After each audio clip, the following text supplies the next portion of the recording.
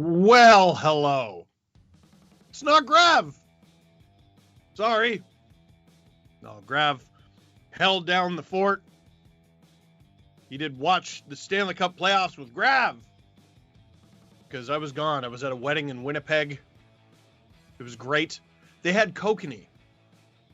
I haven't found kokanee in Ontario in a long time. Anyway, no, I should probably say what this is. Watch the Stanley Cup playoffs with Steve Dangle. I'm Steve Dangle. Click like, click subscribe, tell all your friends. The Battle of Alberta. Game 4. When I left you, it was a silly series, wasn't it? A very silly series indeed. Flames had a 6-2 lead. Blew it. Found a way to win anyway. Matthew Tkachuk got a hat trick. His dad didn't throw his hat. And that would be a bad omen that would haunt the Calgary Flames for the rest of the series so far. Because since Keith Tkachuk refused to throw a hat for his son, the Flames have not won. It's a 2-1 series lead for the Edmonton Oilers. Evander Kane with a playoff hat trick. He's been a great fit in Edmonton. Don't get me wrong. But here's how good the Oilers have been to Evander Kane in the same way that he has been good to them. 10 goals and 13 points in 10 playoff games with the Oilers. He had 13 points, only 6 of which were goals, in his entire 29-game tenure with the San Jose Sharks in the Stanley Cup playoffs. And prior to that, he had no playoff experience because he played for the Sabres, the Jets, when they were bad, and the Thrashers when they were bad, which was always. Dude, he was unreal. And Zach Hyman opening the scoring, Shillington getting one late for the Flames, but they were never really in it. Shots by period, 21-7 for Edmonton. Ew! 13-12, that was a little bit better. And then the Flames, 14-7 in the third, but that's just not enough to get it done. Connor McDavid has been playing bananas out of his mind. And you know where you can go bananas out of your mind? ShopSportsnet.store. That's right. Why don't you do that? You can get a shirt like this. When your team gets outshot by a lot and then goes down 2-1 in a series, you can say, that's dang it. You can get that on shopsportsnet.store and a bunch of other merch like this. You got the beer stein. If it's one bite, it's biting. If it's 2 bites, it's eating. That's a Brady Tkachuk shirt and therefore a Flame shirt. Welcome to the Paddle Save Emporium. We got toddler stuff that's not just a very small shirt. If it was, it wouldn't fit me. If you're a goaltender, tend the goal. That's dang it. And a bunch of other stuff. Also, 32 Thoughts merch is up there now as well. Big news if you're a Flames fan. Big news. And hopefully adds to your chances of tying this series up tonight. Hanifin Anderson, top pair. You knew that. Tanev Shillington. There he is on the second pair. Zadorov, Goodbranson. Stone is the extra. Chris Tanev returning to the lineup for the Calgary Flames. Snaps. Elliot Friedman was talking about how beautiful his hair is on the broadcast, on the TV broadcast. I have to clarify on the TV broadcast because this is the broadcast, gosh darn it. Let's watch the Stanley Cup playoffs with Steve Dangle. By the way, click like, click subscribe, tell all your friends. And if you leave a question in the chat, I will answer it. Steve, what are you doing here? Okay, I'm not going to answer that. Steve, why are you so ugly? Okay, I'm not going to. Nice ones pertaining to the game. How dare you? Mac. Oh, here's a good one. Will Markstrom be better this game? So we were actually discussing this behind the scenes before this started. And I'm not sure Markstrom was that bad in game 3. He had an 8.22 save percentage. It's not very good, but I kind of hate when people bring up save percentage in individual games, like in single games. I don't think it works. I think it's the sort of stat that only works over a sample size of games, a decent sample size of games. At least 3, I think, right? When it's that micro, I think you have to look at the goals. And at worst, I think you look at Markstrom's performance from game 3 and you're like, okay, it'd be nice if you stole a couple of those. But ultimately, especially in the first half of the game, especially in the first period, which the Flames escaped with a 0-0 tie, by the way, only because of Markstrom. The amount of shots, the amount of chances that Calgary gave up to Edmonton, I'm not sure Markstrom's the problem. After game 2, I might have said that. Game 3, I think it was just Edmonton outplayed them.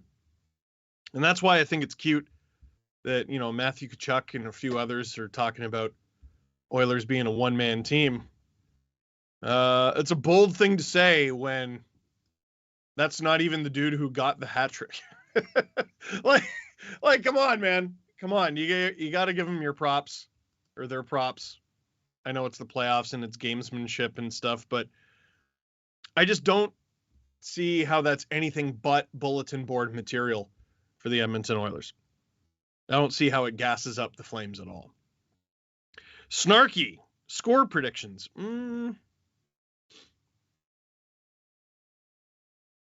I don't think a Daryl Sutter team is going to be that bad twice in the playoffs. I could be wrong. So I think it'll be a far more defensive game. Oh, man. I still think it's going to be 4-3. See, you didn't ask for who, though. You didn't ask for who. So that's all you're going to get. I know what you're trying to do. All right? Because I'm neutral here. There's Oilers fans and there's Flames fans. You've been working my mentions. I've been seeing you. I saw this guy say, Oilers fan Steve is going to make an appearance before the series is done. Don't you tempt me, you Oilers temptress. How dare you? I am neutral broadcaster man for this. I do not cheer for the Oilers. I do not cheer for the Flames. You are getting capital J journalism with me. Justin, is Tyler Toffoli a playoff performer? Wow, that's not even the end of the question. What's the sense you get of him since he was the main Flames pickup? Well, okay, he was the main Flames pickup. I have to check something because I'm amazed you would even ask that. And you have to understand, this is as a Leafs fan. Yeah, okay. So Tyler Toffoli, who went to the Stanley Cup final last year, had 14 points in 22 games with the Montreal Canadiens, which put him second on the Habs in scoring, only 2 points behind Nick Suzuki. So, yeah. Yeah, I definitely say he's a playoff performer. Is he struggling with the Flames? Sure. I've always kind of wondered about him as a fit on the Flames. I don't know. Like, sometimes it's not that a team is bad or a player is bad, and sometimes it's just not a fit. It's just not the right fit. I do think he's a playoff performer. Definitely. Oh my God. Bearing the lead a little bit here. So sorry, I was just looking through his NHL career. Forget being a Stanley Cup finalist last year. The dude won a cup. He won a cup with the Kings. 14 points in 26 games in 2014. Granted, that's a long time ago. I know. But both of his runs with the Vancouver Canucks and with the Montreal Canadiens. Sorry, he hasn't been that great with the Flames. That doesn't mean Tyler Toffoli doesn't know how to get it done in the playoffs. Sometimes it's just a fit thing. Matt, how was Winnipeg? Winnipeg was great. I enjoyed Winnipeg. Went to a wedding there. The groom, who's my friend, he was a groomsman in my wedding. His family owns a catering company, and his wife is a chef. So the food was very good. So was the whiskey. That's unrelated, but yeah, it was really good. Aiden, how long will it take for a fight to happen? I think the Flames are getting way too involved with all the extracurriculars, to be honest. Like, you got to the playoffs as a team that was rough, wasn't afraid of toil, but you didn't necessarily have to initiate the rough stuff all the time. By the way, Milan Lucic not getting suspended for running over Mike Smith. Those two are former teammates, and it's not often that you can use an argument like this and get me on your side. But Daryl Sutter basically said, Lucic got called for charging, which he did, 5-minute major. And he goes, if Lucic wanted to charge him, neither of them would have been playing in that for the rest of the game. And I thought about that and I said, you know what, Daryl, you're right. I go back. Some of you youngins might not even remember this because it was a long time ago, but Milan Lucic trucked Ryan Miller when he was still goalie for the Buffalo Sabres. And no Sabre said anything to Lucic. No one fought. They fought him the next time they faced each other. And you could even tell Lucic sort of took it easy. Like, hey, I know you don't want to fight me because you're not in my league at all. Milan Lucic is still a tough dude. He's still an NHL player. His underlying metrics aren't very good, but here we are. Lucic around 2011, 2012. That hit happened in 2012. Monster. An absolute hiding under your bed, scary monster. You say Lucic in the mirror. Kids would say Lucic in the mirror 3 times at a party as a dare, and they would get to 2.5 and go, I can't do it. He's terrifying. He was terrifying. But that was a decade ago. I think the Flames would be wise to avoid the fights. Don't back down. If the gloves come off, they come off. But let it happen naturally. Don't go looking for it. Zero asks, close game or a blowout? I mean, listen, if you're an Oilers fan, you want an Oilers blowout. If you're a Flames fan, you want a Flames blowout. I am neither. I want a close game. Ooh, that could mean overtime, which could mean playing till 1 or 2 in the morning. I got work tomorrow. Screw it. It's going to be a close game. You know what? I've been ridiculously lucky when it comes to not having to do long overtime games. I think, how many overtime games have we ever done in the playoffs? There was one Leaf game this year, and I want to say there was one Habs. Oh, no, there was obviously 2 Leafs-Habs ones last year. And the Habs went to overtime with Vegas once, I think.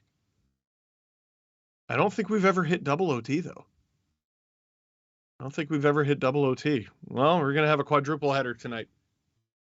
You're going to get 2 1/3 games tonight.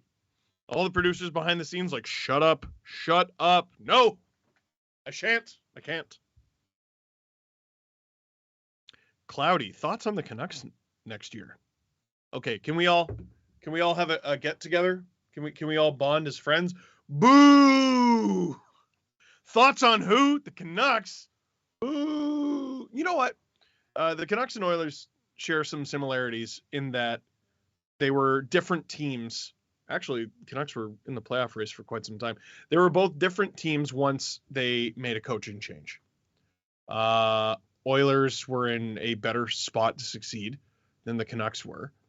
But I think it's very obvious that the coaching change was needed and worked. Jay Woodcroft with the Oilers, Bruce Boudreau with the Canucks. I think that'll carry over for Bruce Boudreau.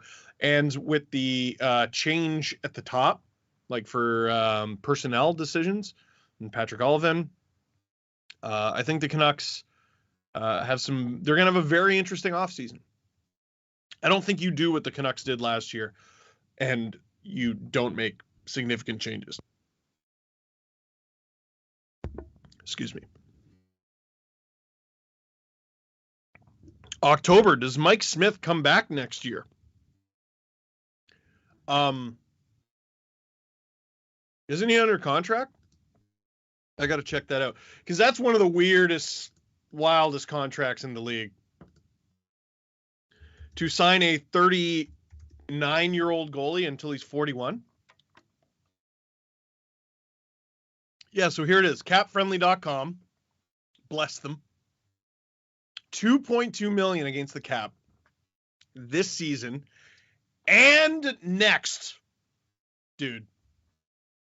I mean, listen, I know he's still in the playoffs, but it was wild when he signed it, and it's still wild today.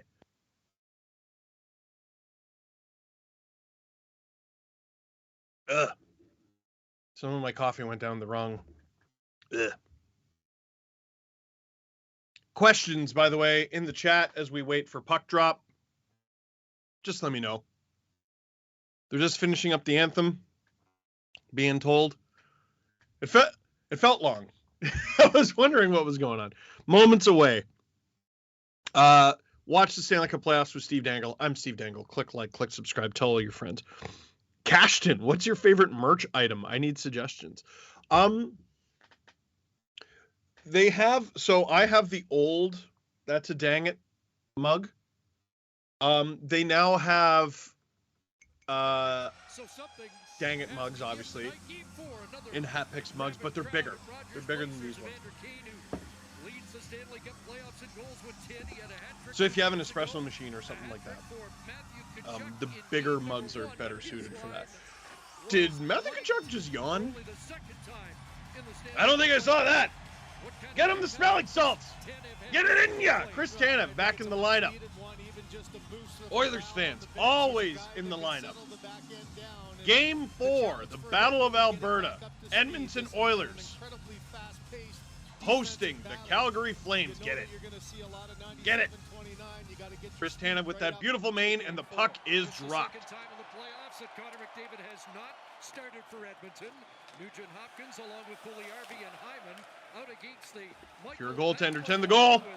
Andrew Manchapani and Blake Coleman likely put out there by. So one thing the NHL is going to have their boy giveaway, and they score already.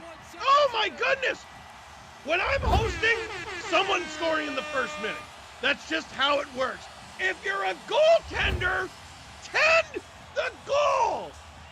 You asked if Markstrom's going to be better, and I said, I think he's going to be just fine. Shut up, Steve, you big idiot. 21 seconds in, the Flames, you got to be able to clear that. So that's 2 mistakes. Flames can't clear their own zone. Markstrom gives it right to Ryan Nugent-Hopkins, who puts it in going Mach 10 on a bad angle. And Daryl Sutter saying, calm it down. He's seen this before. But 1 shot, 1 goal. I'm not a mathematician, but that ain't good. Very similar now, and this crowd is wow. every minute of it. Third of the playoffs for Watch the Stanley Cup playoffs with Steve Dangle. I'm Steve Dangle. Click like, click subscribe, tell all your friends. Did Nuge score faster than the Flames did in game 1? I think they did. So I've done 2 games in the series, and we got 2 first-minute goals. That's like, dude, I know that's a Vezina candidate. Goalies. Stop. Stop. You're so rarely helping. Stop. And send a message to his team that he's got them. He's got to settle back in. This is like starting the game down 1-0. It's like a gauntlet match. This is MJF versus Chris Jericho in AEW. Wrestling fans? Wrestling fans?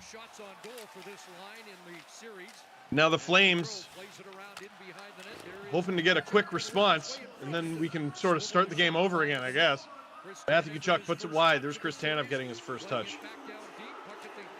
Woo.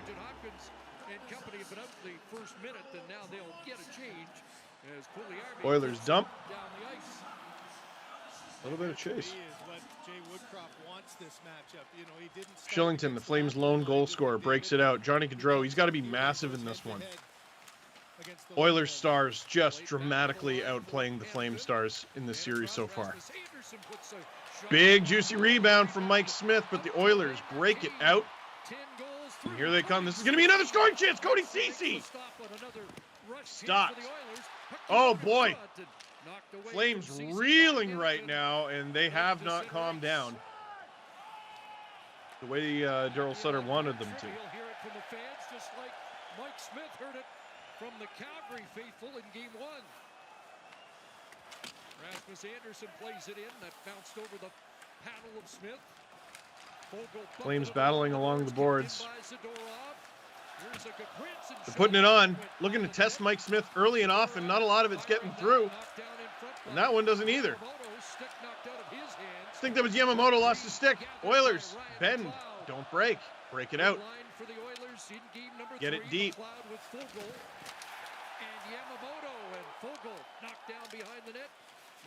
Good Branson coughs it up. Here's a chance. Oh boy. Oilers looking real dangerous, real often, real early.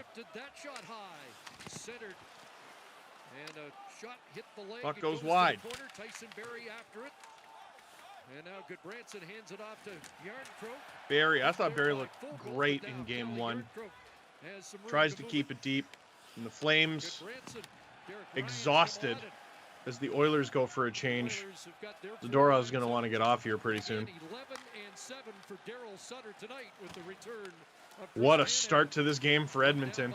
Mike Smith plays the puck, can't clear it. So Brett Ritchie, who had scored in the first 2 games. Man, oh man. Breakneck speed. I love it.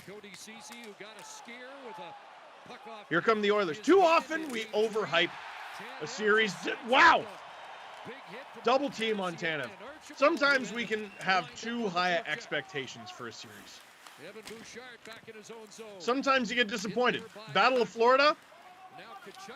You look at that series on paper and you're like, yep, give me 7 games of that. Huge disappointment. It's one-sided. Tampa mops the floor with them. Battle of Alberta. This has been unreal.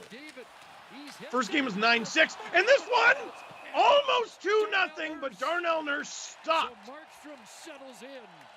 By Jake Markstrom. Daryl Sutter after that goal, 21 seconds in, just calm down everybody, and mentioned as a goalie, you let that early one. Oilers again looking dominant, getting the majority of the scarier looking chances. And that one almost creeping under the arm of Markstrom, where so many of the goals from Game 1 went in. And it's 1-0 Edmonton, and Calgary might be fortunate it's only that. The Oilers make one change, maybe get Esa Tikkanen out in matchup duties. Offensive zone draw for the Oilers. This is Watch the Stanley Cup Playoffs with Steve Dangle. I'm Steve Dangle. Click like, click subscribe, tell all your friends, and get your questions in the chat as well. When there's a lull in the game, whatever the heck that is, whatever a lull is, I'll get to some of your questions. Mike Smith can't quite play the puck. Calgary gets it moving a little bit. They cough it up. Oilers break it out. Oilers have an excellent breakout so far in this game. Oh, this looks like another opportunity. Poked loose. Flames will get it out. Oilers looking like the Thrive team. Flames looking like the Survive team. You want to be the first one. Oh, here comes Calgary. Backlund. Making moves. Tkachuk. Pass. Oh, Smith with the save. Tanev scampers back to get it. I want to get a replay of that save. I want to see how much of that he got. Reminder, if I say anything that completely does not match the broadcast, I can't hear the broadcast. Oh, is that going to be interference on Zadorov? Probably should be. I didn't see him with the puck, did you? God, Zadorov's big. That's a big fella. You got to know where the Are we going to get another look at that save? I hope so. Here we go. Smith has to respect Kachuk might take the shot. Oh, that's a good save from Smith. Last second, he just gets his arm in position, throws his body. Yeah, a little bit of a hope and a prayer. Puts his head down after. I hope that was just him looking for the rebound and not actually an injury. He didn't look too comfortable there. What do you think? Let me know in the chat. What do you think of that mask? I can't tell if it's legendary or terrifying. Something about the painted on ears. Carey Price did that too, and I was like, I don't know about that, sir. I don't know. Here come the Oilers. Again. It's amazing. Like, the Oilers have looked like the more dangerous team so far in this game, with the exception of that scoring chance for Calgary. And you haven't really noticed McDavid as much. I expect that to change, like, right now. Here he is. Going 1-on-4, as you do. Loses it, though. Flames break it out. And dump it again. Oh, boy. Markstrom had the one giveaway. Smith's had a few close calls. That's something that Calgary too often hasn't been able to get the offensive zone time. You've got to keep the puck away from Mike Smith and Oilers playing possum a little bit. Softly so that he can't go get it in the no-play zone. McDavid went to the bench, so Lindholm comes out this time along with Kachuk and Gaudreau, and it's offside at the Oiler line. Flames offside. So 6:04. This line has got to be better in this one. Lindholm got caved in Game 3. And the Oilers caving in the Flames in Game 1. Or minute 1, sorry, of Game 4. It's 1-0 for the Edmonton Oilers. This is Watch the Stanley Cup Playoffs with Steve Dangle. I'm Steve Dangle. Click like, click subscribe, tell all your friends. We will be right back after this little break.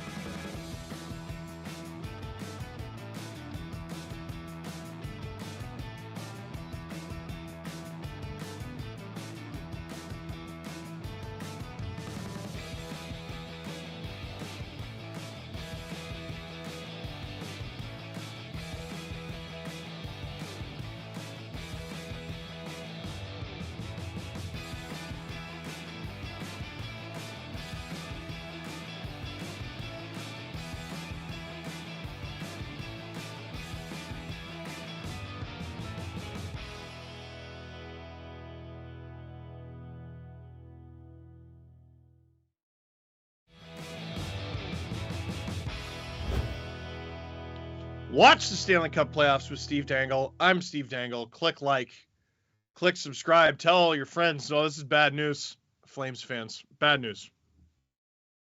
If you saw me look off camera there, my dog, who has been sleeping in this corner, just left the room. Now, ironically, he likes sleeping in this corner. And that's where my picture of Jerome McGinley is. My dog is named Iggy, because I named him after the golden goal. And he's fed up with this game. I'm tired of watching Jerome McGinley's team lose like this, and he left. But he's from Edmonton, you know that? Yeah, he's a dog. He's a dog. He didn't know. Man. By the way, oh, never mind. Never mind. We're going to watch this Oilers' potential scoring chance. Nuge loses it. So apparently we have a poll in the chat. Do you think Mike Smith's mask is terrifying or cool? And 69% of you think it's cool. What do we think of the 69% of you who think it's cool? What do we think about that, chat? Can you leave your thoughts on what do you think about 69%? Oh, here's Mike Smith playing the puck again. That's a little terrifying. That's less cool. Unless the net is empty, then it's automatically goal. Oh! Oh, wow! Oh, boy! Huge collision between two Oilers behind the net. Zach Cassian, and I didn't see the other one. Oh, baby! They both got up. That had the potential to be real bad. Flames rip it on. Mike Smith stops it. We got to get a look at that on the replay broadcast. Was it Derek Ryan and Cassian? No, Archibald. Wham! Wow! They both played off pretty well. That's Zadorov. Woo! Just getting out of the way. Oh, gruesome. Both their helmets nearly fly off. Yeah, Cassian's going down the tunnel. That's tough. Oh. I haven't seen two teammates collide like that in a long time. Oh my God, I hope he's okay. That was brutal. Here come the Oilers. McDavid absorbing all the attention because why not? Flipped on. Oh, with scoring chance. And again, the Flames getting distracted by McDavid. Meanwhile, the puck was loose. Here comes Gaudreau. Partial break. He gets a shot. Stopped by Mike Smith. God, the Battle of Alberta rules. There's his mask that 69% of you say is cool. That was a great pass out to Gaudreau. Here he comes. Oh, Mike Smith just squeezing the arm to the ribs. The transition, you get a save at one end and get up the ice quickly. There haven't been God, a lot has happened. We're 8 minutes and 4 seconds into this game. 10 shots. Feels like more scoring chances than that somehow. 1-0 Oilers off a goal from the first minute. We got a Lucic face-off that he won. And let's see where this goes. Shillington dancing around. Whammo! And Mike Smith flop around like a fish. There was that big save he made earlier. Forgot all about that.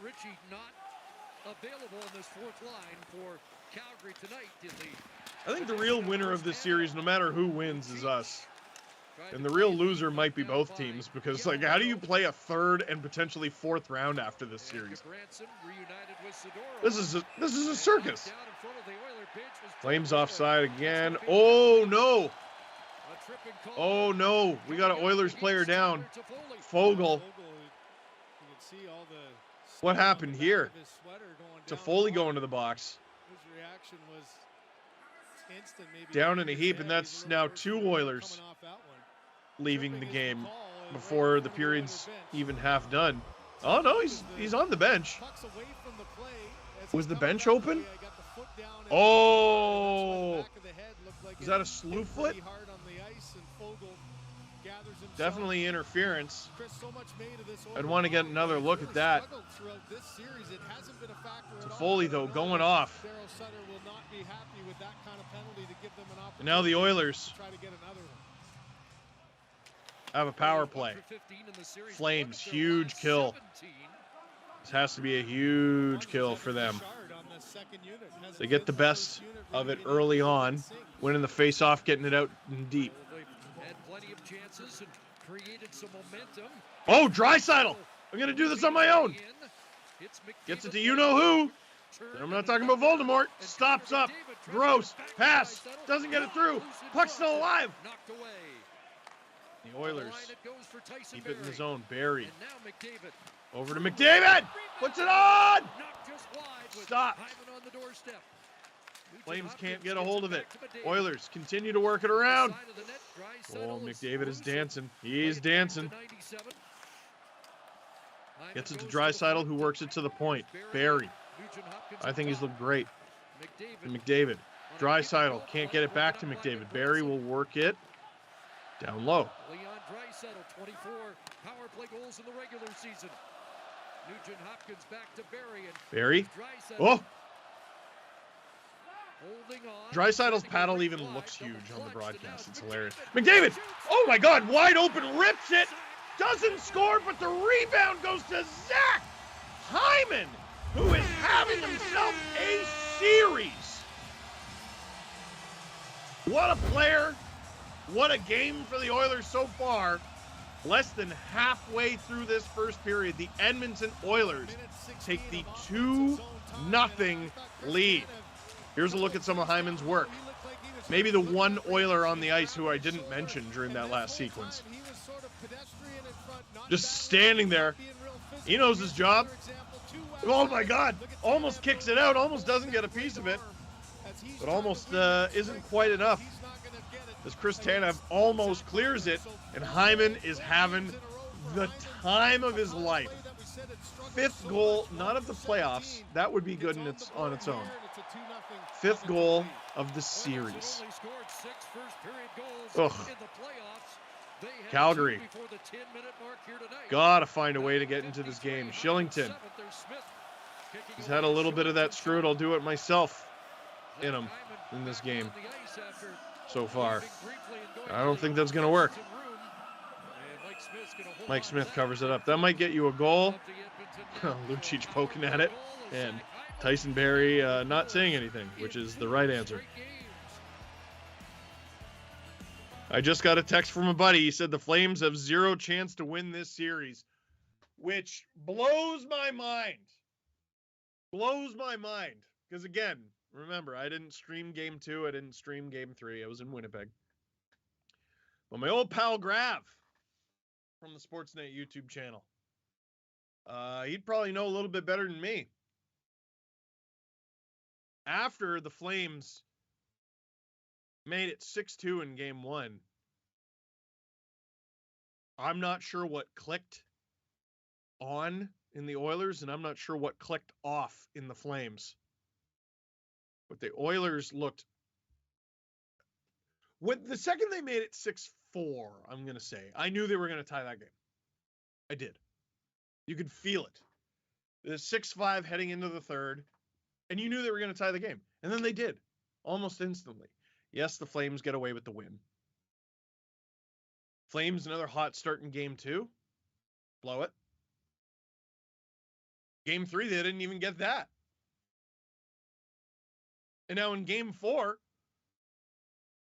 it's their worst start so far. Which, that's even up for some debate. They had a terrible start in Game 3. They just didn't get scored on. Now we're halfway through the first period. And a mistake from Markstrom leads to a Ryan Nugent-Hopkins goal. And a needless to Foley penalty leads to a Zach Hyman power play goal. It's 2-0 Oilers. Flames lose this game. They go down 3-1. Not a place you want to be, really. No. If the Flames get back in this game, they have a chance right here in the O-Zone. And they win it back. Mangiapane, he's got to be a factor. Basically, every Flame who touches the puck has to be a factor, and they fire it wide.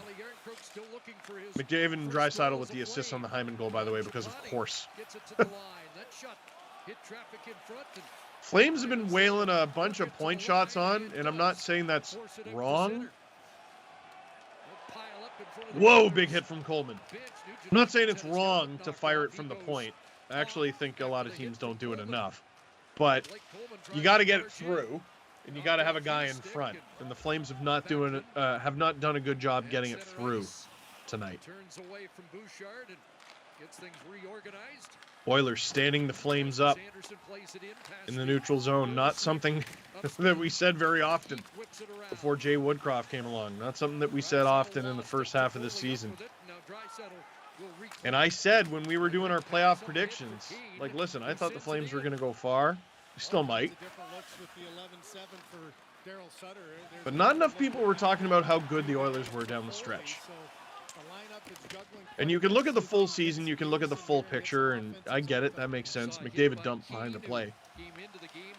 You can look at the full season, you can look at the full picture, but the way they played down the stretch made them one of the best teams in the league. Here's Draisaitl in the Flame zone. And again, it seems when the Flames have an opportunity Stanley Cup playoff games, the Oilers Leon Draisaitl has are able one to more stop point. it and break it out.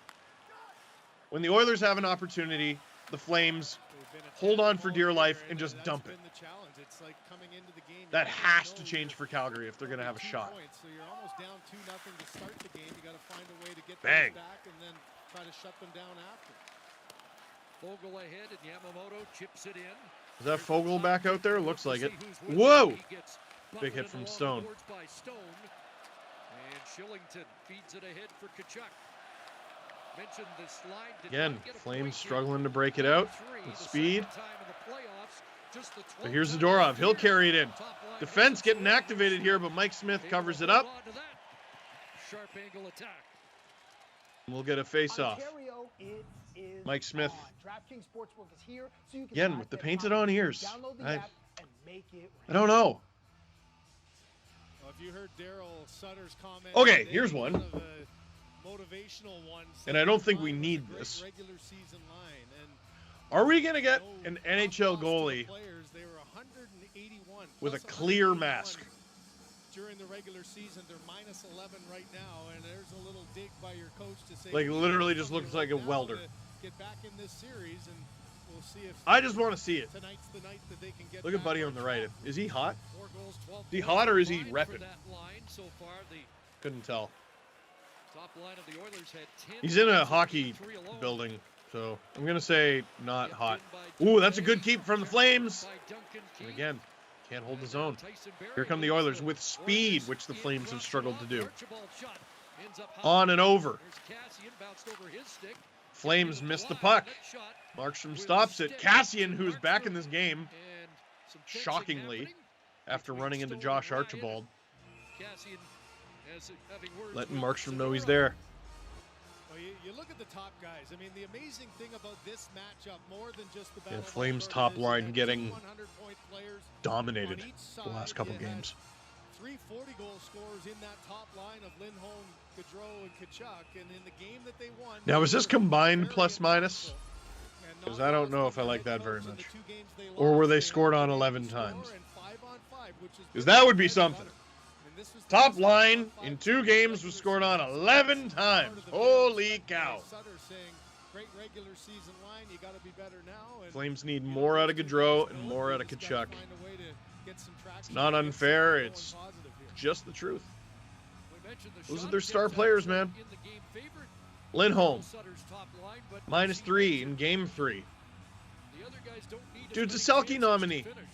I just think again, though, You need last more than game, that. 1806 for Gaudreau, 1748. for Shillington's Tkachuk. got the At some fire, though. point, you're I gonna say, okay, I'm gonna get criticized. I like the way Get me he's in the playing. 20, He's one of the get me few in the Flames 21 range, and tonight where I can say I actually like how he's playing. I'm sure he's enjoying having Tanev back in the lineup. On the drop, Flames control. Mangiapane will flip it down, and Oliver Shillington ventures in deep. Sends it around where Coleman knocks it down, but a hand pass will stop play. Oh, hand pass. Well, survey says Family Feud Canada. Coleman not wants liking you it. on the show. Apply now at cbc.ca/Family Feud auditions. Chris, you see, Watch the Stanley Cup playoffs with me, back out Steve there Dangle. that last shift, I'm though, Steve on that Dangle. power play. Click He like. spent an enormous amount of time on Click the bench. subscribe. Tell all your friends. Oilers 2, Right side, and Flames clearly he was in discomfort 2 less trying to than get that. Zach Hyman in front on that one goal. Tanev dumps it in. Dumps it down in Evan Bouchard's corner. This is not working, man. Oh, maybe I should shut up. Flames hold it at the line. Backlund. Shifty little move. Flames looking dangerous here. Put it on. And again, it doesn't get through. Blocked again. Doesn't get through. This is the most dangerous the Flames have looked in a while. The Mangiapane line has got to be big. They all got to be big, man. You're down 2-0. Shillington, what a move! I'm telling you, this guy's playing with fire tonight. Back for Tanev and Coleman on the outside. Coleman blocked again. Daryl Sutter's got some work to do, man. Whatever the Flames are doing is not working. But then able to get in the shooting lane. There's an offensive zone shift for the Flames now, and now your top line comes out, got to fall. And again, like Oilers fans, pipe in. Like, how often have the Oilers frustrated a team defensively, or how often did they do it before Jay Woodcroft came on board? Lindholm! Stopped by Smith. Flames with a bit of a push here. Oilers try to clear the zone. That's got to be a hand pass, though, and it is. And the faceoff will go back into the Oilers zone. That's only fair. Wham! Ooh, nasty shot block for Hyman. Oh, and Puljujarvi. Did he get it off the unpadded part of his glove? That's a tough one, man. Stanley Cup playoffs are brutal. Brutal. It's the most intense hockey, and you're playing, if you win the Stanley Cup, if you're fortunate enough, over 24 games. And I worry about a player like Zach Hyman because he plays a style of game that I like to call hard miles. And he's having such an unreal series, but you can't tell Zach Hyman not to block a shot. You always wonder, is that moment coming? Is the moment coming where he blocks a shot a certain way? You never know. You never know. Could turn the tide of a series. That's an injury the honest way, if there was an honest way to do it. I started talking about this earlier. I got interrupted by the Oilers rudely scoring in the first minute, which I didn't expect. But supposedly the NHL is keeping a closer eye on tonight's game because when the Oilers were up 4-0 in Game 3, a few players on the Flames were very obviously targeting Draisaitl's ankle, which you'll know he's not playing at 100% right now because he has an ankle injury. And what I said on Twitter today, because, you know, you go back and watch the plays and knowing the context of Draisaitl's injury, it's greasy. You know, guys slashing at his leg, but they're not like huge, reaching over their head slashes. At the beginning of the playoffs, the NHL set a precedent that trying to break your opponent's ankle is a $5,000 fine. Jared Spurgeon tried to break Pavel Buchnevich's ankle. He did. Not controversial. I saw the footage, didn't you? And he got a $5,000 fine for it. So the Flames, you know, poking at Draisaitl's ankle and giving him slashes that, frankly, might get 2 minutes. Probably won't, because in Game 3 they didn't. You know, the NHL saying they're keeping an eye on it. All they're saying is we're going to arbitrarily call a slash because people are upset. And to be clear, I am team, please don't intentionally injure players, you absolute greaseballs. But here we are. It's just such a greasy thing to do. And I don't know how the NHL handles that. I don't know if they have a desire to handle that. And Flames fans aren't going to want to hear this, but you should probably handle that. Not only is it a player in your league, but it's Leon fricking Draisaitl. I'm going to take the bold stance that targeting a player's ankle with blunt force trauma, which last time I checked is illegal with your stick, is bad. How do the Oilers even have to ask for that? Hey guys, I don't know if you saw this tweet going around, but they're trying to break one of the best players in the world's ankle. Can you politely ask them to not do that? Johnny Gaudreau with no stick. He subs off. Flames now out shooting the Oilers. They've had a pretty good pushback here. Markstrom trying to get Nurse's way. Actually kind of works. Whoa, big hit. Oh, do the Oilers have too many men there? Guess not. Ceci off the boards and out. But it's going to be icing. Flames look at the ozone draw. That was Evander Kane with the big hit, I believe. Let's take another look at that. Yarncroke trying to break it out. And look out for that train. Ooh. Let's get a replay. From the other angle, it looked like Kane's fist might have got him in the face. I guess not. I don't think Yarn Crook would be calmly sitting on the bench if that's what happened.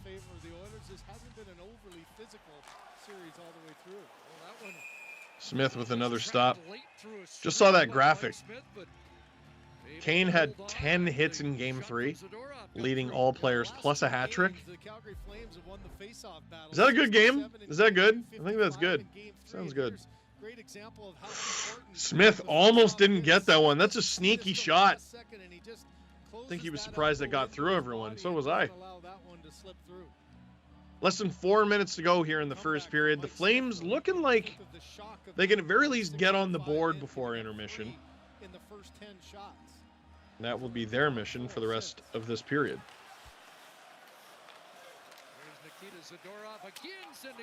Flames are starting to get shots through. Mike Smith able to find it. Chipping away When Mike a little Smith bit. has trouble, those are the ones that slide through. They're hoping for a squeaker. They're hoping for a bounce. They're hoping for a rebound. It's not the worst strategy in the world. These are things they might get, but if the Oilers continue to get in the way, Smith has been able to do a pretty solid job of absorbing, and it's hard to imagine Calgary getting back into this game with that strategy. They didn't like that face-off, so we're going to do it again. He stopped 82 of 86.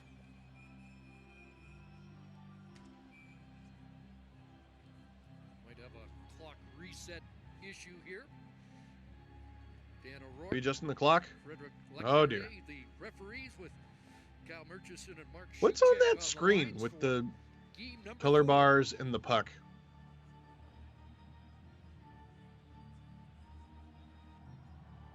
Oh, to be a fly on the most boring wall. Faceoffs 13 and 5 Please change the so clock. far Okay, here tonight.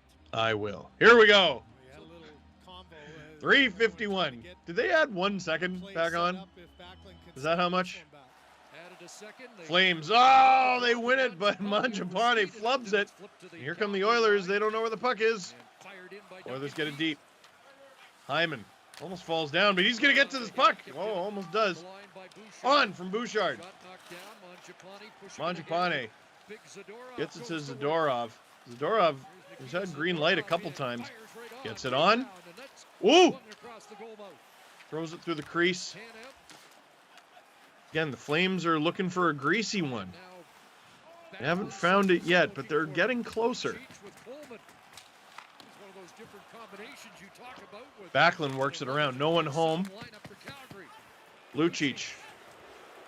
Back to the line. Shillington On! goes off the skate Shillington before blocked. the RB. Picked up by Backlund. Trying to turn away from the checking of Hyman. This looks a little bit more like Flames hockey. Oilers doing a good job keeping them to the outside, though. Jumping out, but Duncan Keith there defensively Coleman. to the line, kept in, To the point. Tanev Tanev. shooting, and that one deflecting Looked like wide. intentionally wide.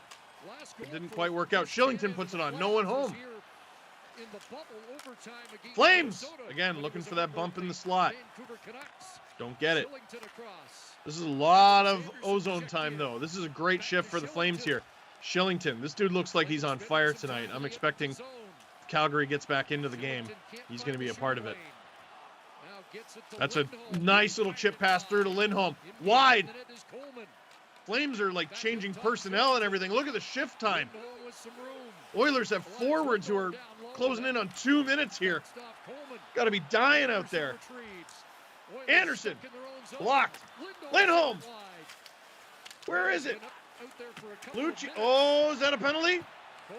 You don't want to take a dumb one. After all that, and the Oilers get it out. No, oh, they're not able to get it deep. Flames can take advantage of this. Not too slow. Both teams will get new personnel over. And that was the best little stretch for the Flames there. And it continues, though. Here comes their top line on side of the net. Do my eyes deceive me, or does Suter have the blender out a little bit? Or was that just a mixed line change? Yeah, this looks a little different here. 1:20 to go here in the first. Oh, McDavid taken down. That one just looked like a puck battle, though. Kane! Hat-trick from last game, and he scores! Oh boy, Markstrom. You asked before the game, and I thought he'd be better than this. He ain't. 3-0 Edmonton. Calgary has their best shift of the game, their best flurry, and their best opportunity to get into this game and bring themselves within one. McDavid brings it in. McDavid taken down, but the Oilers avenge him, getting the puck to a wide open Evander Kane. I don't know if there was a deflection, but I do know that it went in. And Kane has his 11th goal of the playoffs. 3-0 Edmonton with barely over a minute to play in the first. 6 goals in 6 games for the late season acquisition of Evander Kane.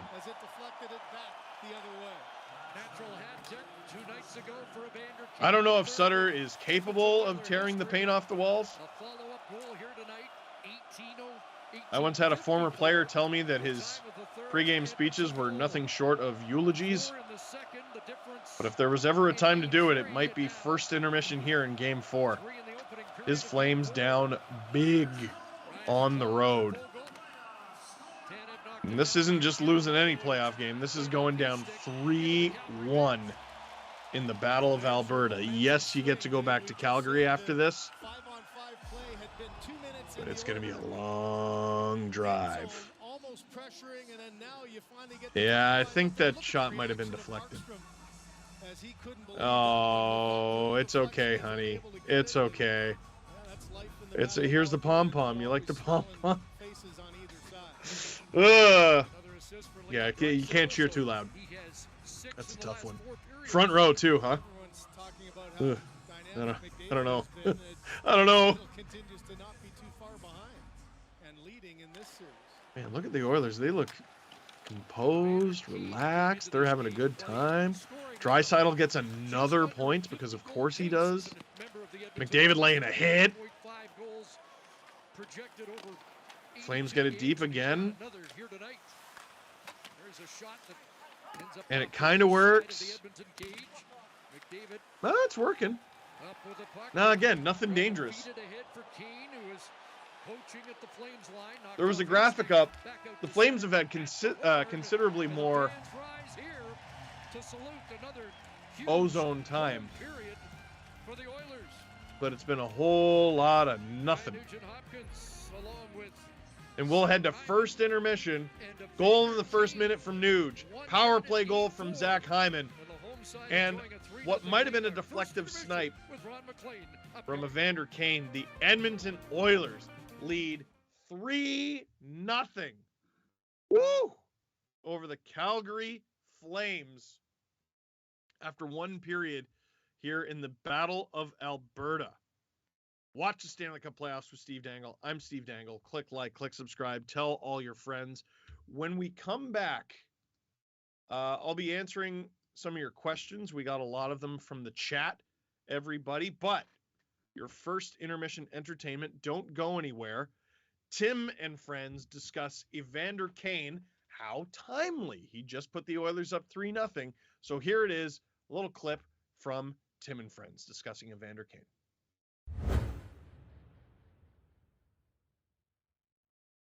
I'll just hit a button for what we've seen in the Battle of Alberta so far. Are you not entertained? Are you not entertained? It has been entertaining, to say the least. Speaking of entertaining, we bring in our friend, ESPN analyst, NHL Network analyst, and Scarborough Ute, Kevin Weeks joins me now. What's going on, Kev? I'm good, man. What's going on? Hope everybody's doing well back home. How are you? I know you love coming back on in your home and native land. I am very well. Thank you for asking, and we appreciate you coming back on in our home and native land. So I think it's safe to say the whole hockey world, not just Canada, abuzz with what Connor McDavid is doing right now. I've kind of run out of words to describe it. So earlier today, I said, and if you need a little bit more context, I can provide it. I think he might be the best athlete on planet Earth right now. And I say that because, listen, Tiger's not what he used to be. Serena hasn't been at the top in a while. You could argue who the best basketball player on planet Earth is right now. LeBron kind of fading off. Ronaldo, Messi. Like, there are a kind of an open lane here for McDavid to kind of walk through. Are you at that kind of level when it comes to Connor McDavid right now? Yeah, I am, because like you, I'm an all sports man, and I certainly respect all those great athletes that you mentioned. The great Sir Lewis Hamilton. Yep. You forgot Kareem Benzema. I know there's too many to get in, of course. Diana Taurasi, Sue Bird. There's so many across the sports landscape. But what Connor McDavid's doing is absolutely mind blowing. It's really cool, actually, watching him perform.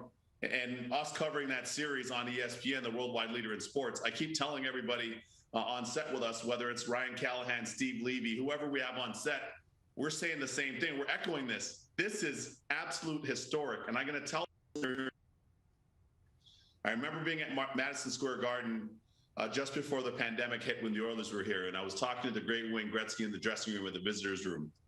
And he said, Weeksy, I've never seen anybody like this before. And that's the greatest player that's ever played our sport. And he said that. So, you know, I take it from him.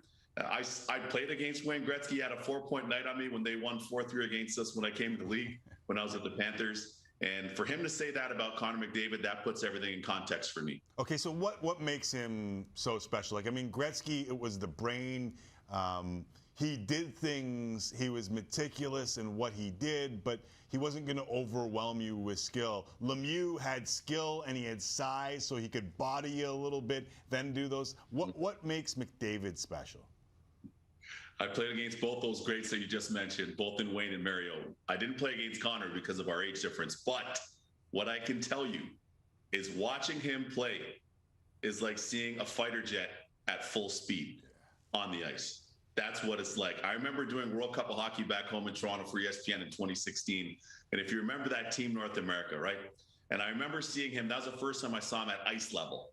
And that game looked like it was on warp speed watching Team North America, specifically that game against Sweden. If you remember that iconic game where they won 4-3, McKinnon, I think, ended up scoring the overtime goal. But watching Connor at that level, I've never seen a player as fast as him. That includes Mike Gardner, the great Pavel Bure, all those great players that I mentioned to you before that were supersonic, hypersonic with their speed. I've never seen anything like that with Connor. So it's the hands, it's his brain, his ability to compute what he's seeing in the process and make plays. It's the skill set that he's able to display with that speed and tempo. We've never seen anything like it. And that's why I say nightly, for all the great athletes that are out there right now in all the great sports across the world, there's nobody that's dominant like him. And I would also say this too, in a unique way, Austin Matthews, the Toronto Maple Leafs, is in that very same stratosphere. He's unique. He's the best Leaf I've ever seen in my time. So our league is blessed to have great players of this ilk that are just entertaining fans all across the world, back home in Canada, here in the U.S., and around the world right now. Yeah, I love what you said, the process, like in the world of mini discs and microchips and where we're going, like his processing speed is like ridiculous. So because of all those goals in game one and what McDavid's doing, a lot of things are being lost in this series. Give me the one guy or the one thing that's been overlooked a little too much in the Battle of Alberta. We've seen Zach Hyman do some great things. We've seen Evander Kane's got 10 goals in 10 games as a member of the Oilers, and it's kind of being lost. Markstrom struggles. I'll give you full gamut, wherever you want to go. What's being lost because of what Connor McDavid is doing right now? I say what Evander Kane is doing, man. What Evander Kane is doing. I remember breaking the news when he was signing with the Edmonton Oilers. Any team could have had him. Every team could have had him. He was available. I was speaking to people that were involved in the process, and I know for a fact that their general manager, Hall of Famer Kenny Holland, who's a native Albertan, Kenny Holland was saying all along they were in on him. And I have to tell this to the listener viewers. Connor McDavid himself was a part of the recruiting process, as was Alexander Ovechkin with Washington. But in the end, Connor McDavid was adamant with ownership, with management. This is a guy we need in our group. Well, you see how great Evander Kane's playing, how well he's fitting on that line with Connor McDavid. He's got speed, he has size, he has skill, he has touch, and he can punch your lights out if you have to, which is so important, especially given how good the Flames have played all season long and the nature of that Battle of Alberta. Evander Kane is auditioning. He's having a great postseason. He was great in the regular season. The situation with the San Jose Sharks, in terms of the grievance filed, that's another matter that will be resolved in some time. But any team could have had him. And I give Kenny Holland and the Oilers ownership group, and Connor McDavid was a part of that recruiting, I give them aces across the board for being aggressive, for going out and getting the best player that was available. And he's helped transform their group under my man, Jay Woodcroft. It's funny, like, you can look back at some of, like, and listen, Ken Holland at the trade deadline was being raked over the coals. Now you can look back at some of the moves that there's Evander Kane, there is Cody Ceci, if you want to throw him into that, Tyson Barrie, and even the move to Woodcroft, going against what he has always done in his career. He's never fired someone mid-season, and he ended up going to Woodcroft. There's been a lot of things that kind of you look back with a little sober second thought, and Holland's coming out looking a little bit better. Yeah, he is. And I remember some people, I have my weekly radio spot up in Edmonton with my man Bob Stauffer, right? One of the voices, I should say the voice of the Oilers, quite frankly, him and Jack Michaels. But in saying that, we were on a couple of weeks ago, we're down our place in Miami, and I had a Panthers game for ESPN. And I remember saying, a playoff game against Washington with Florida. And I remember saying then, Duncan Keith is a nice piece. Yeah. He doesn't have to be the two-time, three-time, whatever, Stanley Cup champ, three-time Cup champ, Norris Trophy winner. He doesn't have to be that right now. However, what he does have is he's one of the few people on planet Earth that have the recipe book, the big recipe book of what it takes to win Stanley Cups. He's won 3. Yeah. So him being able to impart that wisdom on that group, I think it's been invaluable for them. Connor taking his game to a whole different level, invaluable for them. Evander Kane, we just talked about him. I love your point about Zach Hyman as well. And of course, Leon Draisaitl has been great even playing on one leg. But I would be remiss if I didn't say this. Having family that lives all across Alberta, I'd be remiss if I didn't say this. The Battle of Alberta is hot. And the Flames, they haven't been on their A game yet, but this could very well go 7. This could very well go 7, man. So I'm looking forward to seeing what happened. The Oilers yesterday certainly had their DeVille coffee before the game. The Flames didn't have their DeVille coffee. I saw them walking in. They had some coffee. I don't know what it was. But the Flames weren't ready last night in Edmonton. Game 4 is going to be a lot better. Yeah, I can't imagine that Jacob Markstrom is going to play this way for the rest of the series. I kind of buckling in right now for 7 here, and I would take all 7 of those in a hurry. I would also take Kevin Weeks on the show. Always appreciate when you drop by, homie. Bro, great having me. Great joining you, rather. Thanks for having me on. Anytime. Hope all's well. Continue rocking back home, and thanks to all my family and friends that are tuning in back home, man. Thanks to the NHL. Boys and girls, Kevin Weeks.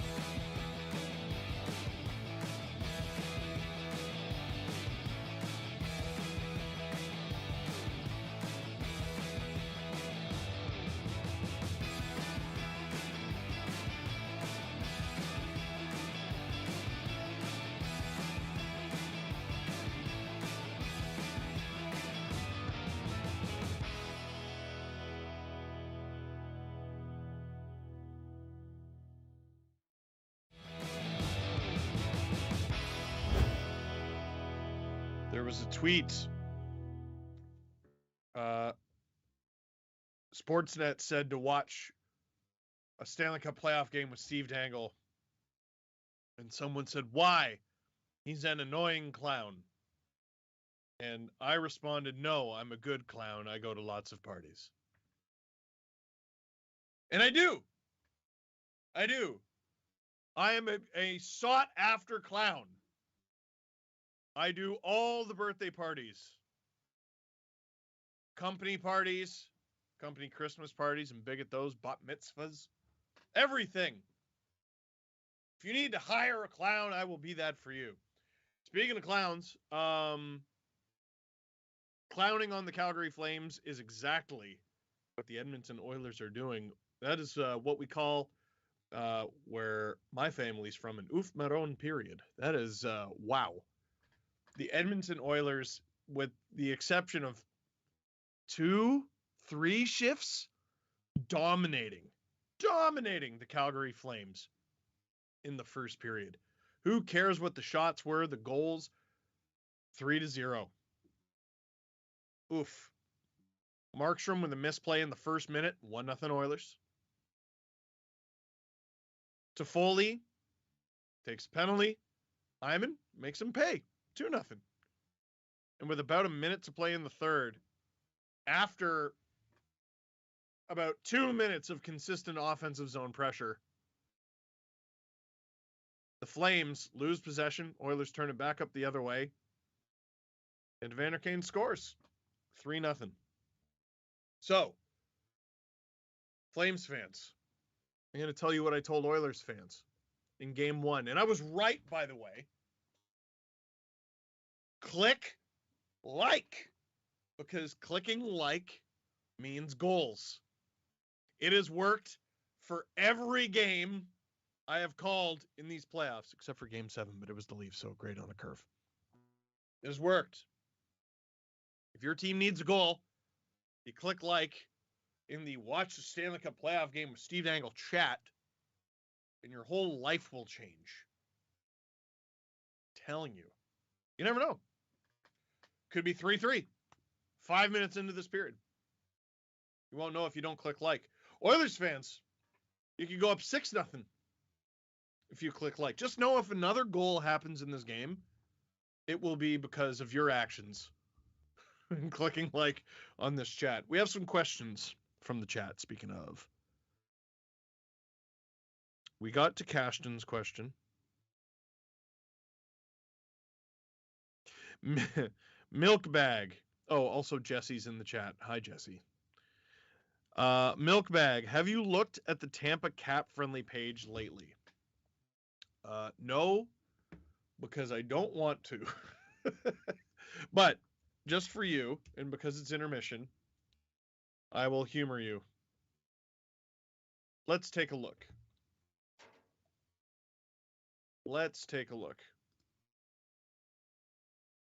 They still have their first rounder this year. That's annoying. But they don't in 2023 or 2024. Oh my God, that's disgusting. Almost everyone is under contract. That's unbelievable. So Andre Palat is a UFA. That's going to be hard. They have an RFA named Simone Rifors. Never heard of him. They have a bunch of other UFA forwards. They're all like league minimum guys. Except for Nick Paul, who is obviously a playoff rental for them. Unbelievable that guy's cap hit is. It's not even $750,000. It's $749,250. Explain that one. Jan Ruta's a free agent. Like, they're going to basically be able to run this team back. That's ridiculous. They're going to be able to run this team back basically in its entirety. The only difference is Braden Point gets his raise. He goes from 6.75 to 9.5, which isn't even that huge. So Tampa could three-peat this year. Oh, sorry. Oilers fans and Flames fans don't want to hear that.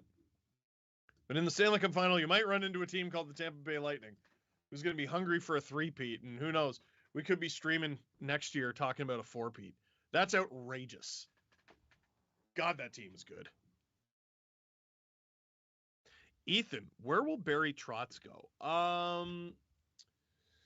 So Elliot has talked about this, and there are many destinations that would like to have Barry Trotz. I believe the Philadelphia Flyers were rumored to have interviewed him. There was a rumor going around the internet that Trotz was going to sign with the Winnipeg Jets today. And I had heard that rumor, was it Friday or Saturday?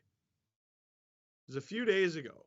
So it was out there and it was going around, and Elliot suggested it. He called that premature, but I am willing to believe, and I know when I was in Winnipeg, a lot of people were talking about it, and a lot of people had their own stories about it, and I heard this and I heard that. Everyone there sure seems to think it's going to be Barry Trotz in Winnipeg. We'll see. Currency, who has the best chance against Tampa? Well, okay, we'll start with the Eastern Conference. So we got the Rangers or the Hurricanes. The Hurricanes are a really good team, man. They're a really good team. No real weaknesses. But they looked like they were going to dominate the Rangers. They haven't. I saw a stat tonight. I can't believe that it's potentially true, where the Hurricanes are 6-0 at home, but 0-5 on the road. I'm sorry. You play Tampa, they're going to win one in your barn. So then you get the Rangers. Okay, well, they got some battering rams. They got some skill. They got a really good goalie. But then you're relying on out-goalying Andrei Vasilevsky. Oh, man. That's tough. And that's a banged-up Lightning team. It's going to be rested, too. But enough about that series. Back to the Battle of Alberta. Watch the Stanley Cup playoffs with Steve Dangle. I'm Steve Dangle. Click like, click subscribe. Tell all your friends and sit back and relax. And don't relax at all because this series is ridiculous. Calgary down 3-0 to Edmonton. And Edmonton, the first to attack and the first to shoot. But Markstrom, the first to make a save.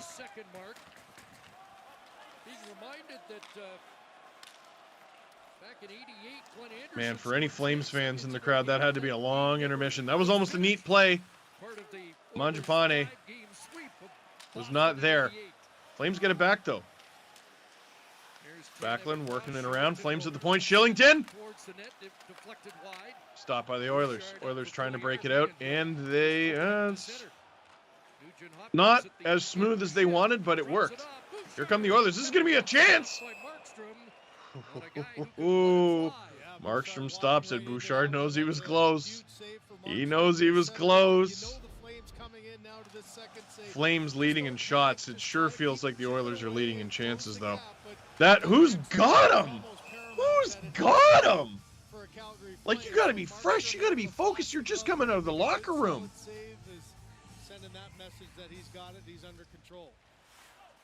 I got to say, there aren't many teams who do this in the Stanley Cup playoffs. Like, everyone, even the teams that lose, as the Flames ice the puck, even the Flames that lose are better versions of their regular season selves, right?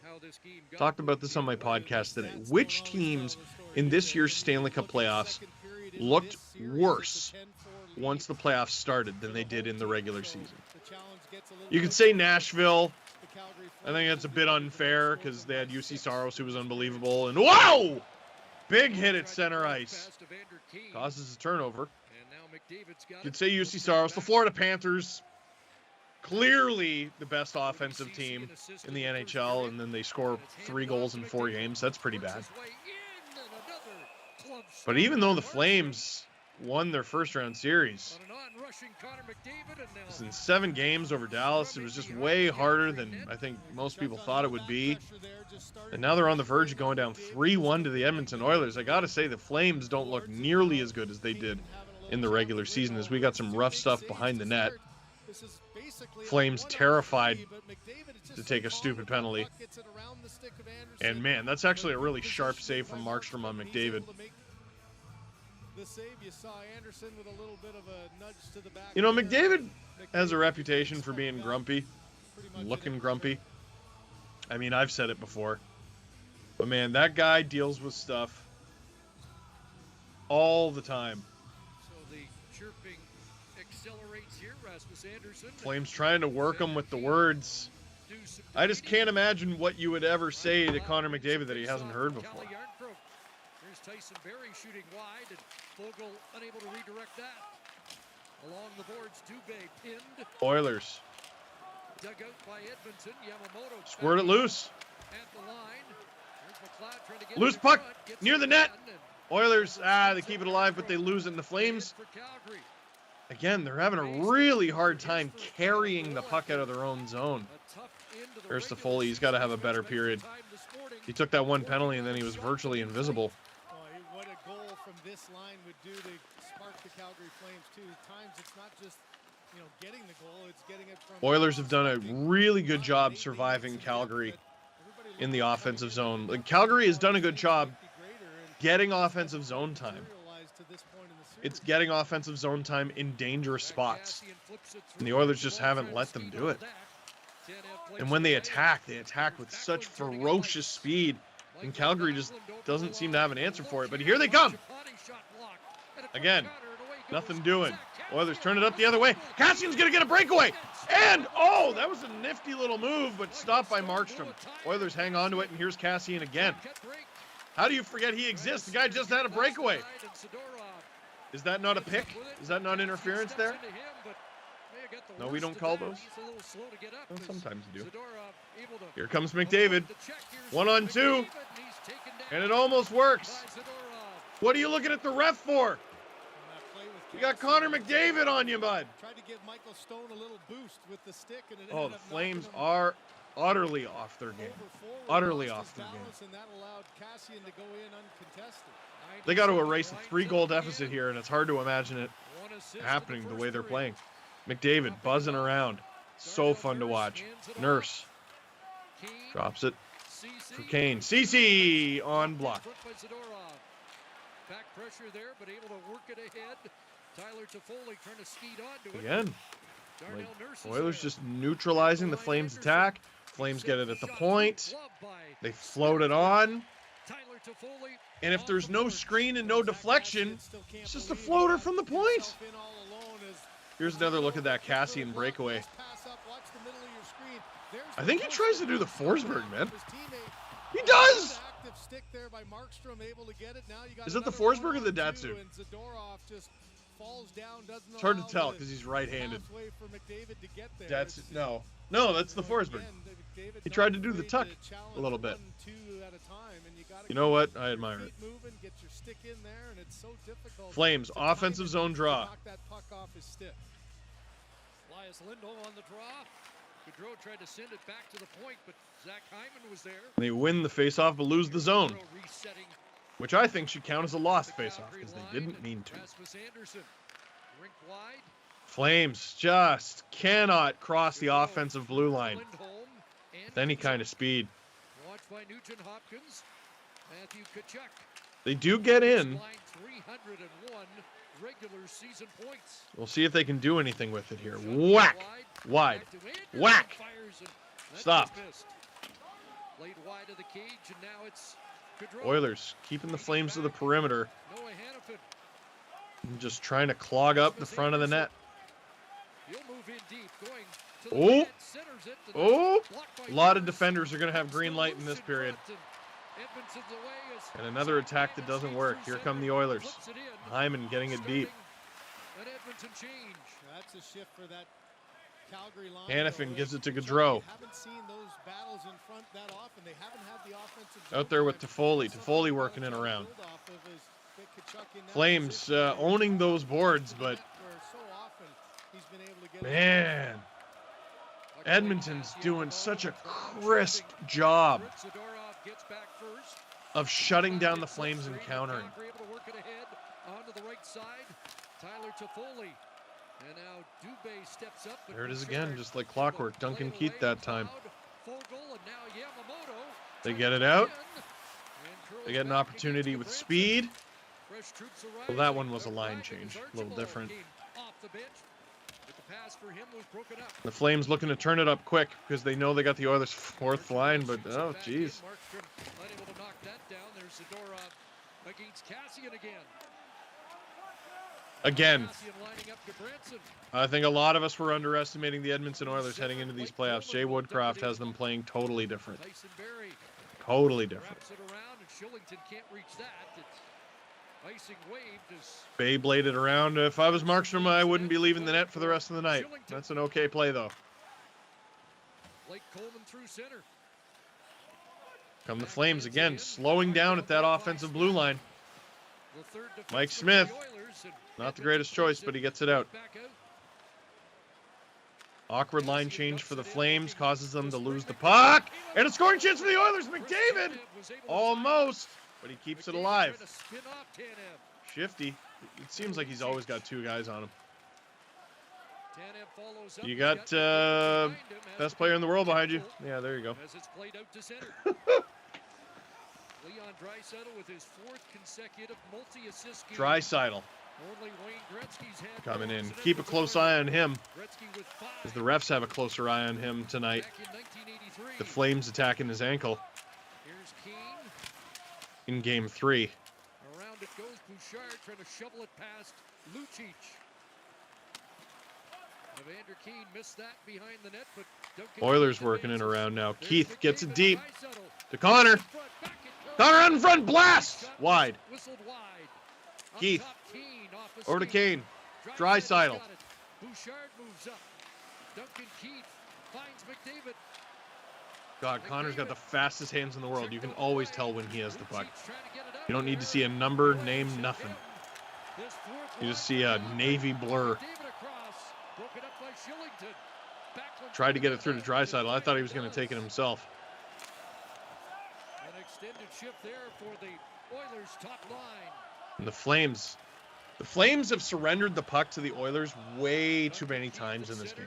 Over the boards. Just chip it in. Yeah, there you go. Plays it to the near side. Nugent Hopkins after it, but Johnny Gaudreau there for the Flames. And then when they give it to him, they haven't done a good enough job getting it back. He's up in. Oh, Penalty coming is up. that going to be a penalty now? Power play pending for the Here come the Flames. Flames. Gaudreau shooting rips it. high. Ooh, that looked like it had a And that chance. knocked over the stick of And that will be a tripping call on the Oilers. And whoops-a-daisy. And then it will be touched by Hyman. And the Flames will get Zach Hyman their first power gonna be play going to the tonight. box. Zach Hyman for tripping Elias Lindholm. Yeah, gets his skates. stick right under his skate blades. And he knows right away that's a tough one to call. Or it's a tough one to take. Now the Oilers have to defend a Calgary power play. Watch the Stanley Cup playoffs with Steve Dangle. I'm Steve Dangle. Click like, click subscribe, tell all your friends. I believe we're going to take a quick break, and we'll be back with second period action.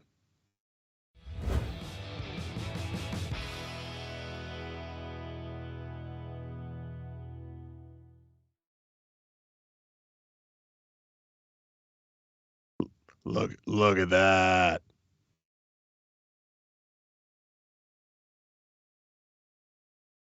I don't see the countdown clock though. Oh.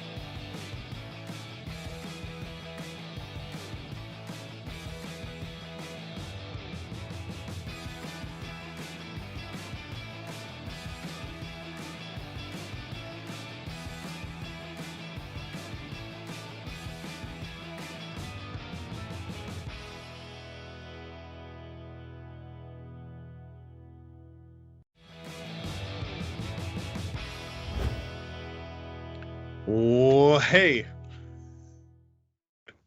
How you doing? You didn't hear that. Yeah, you didn't hear that. Watch the Stanley Cup playoffs with Steve Dangle. Who's that? Oh, it's me. I'm Steve Dangle. Whoa! Click like, click subscribe, tell all your friends. Back to Hannafin. Calgary Flames have begun a power play to try to get on the board and get into this game. Lindholm puts it on. Can't get it in. And Yamamoto can't clear. Flames will hold the zone. That was impressive. Back to Hannafin now. Flames hold it. Elias Lindholm's works been it buzzing. to He's slot. having a bit of a better period there. Attempt for a one-timer. What a keep from Hannafin. Gaudreau works it over. Shooting, and that deflects Oh, wide. man, the Oilers have had 2 golden opportunities to ice the puck here, and it hasn't worked. Good movement on the power play. 50 Lindholm seconds against gone.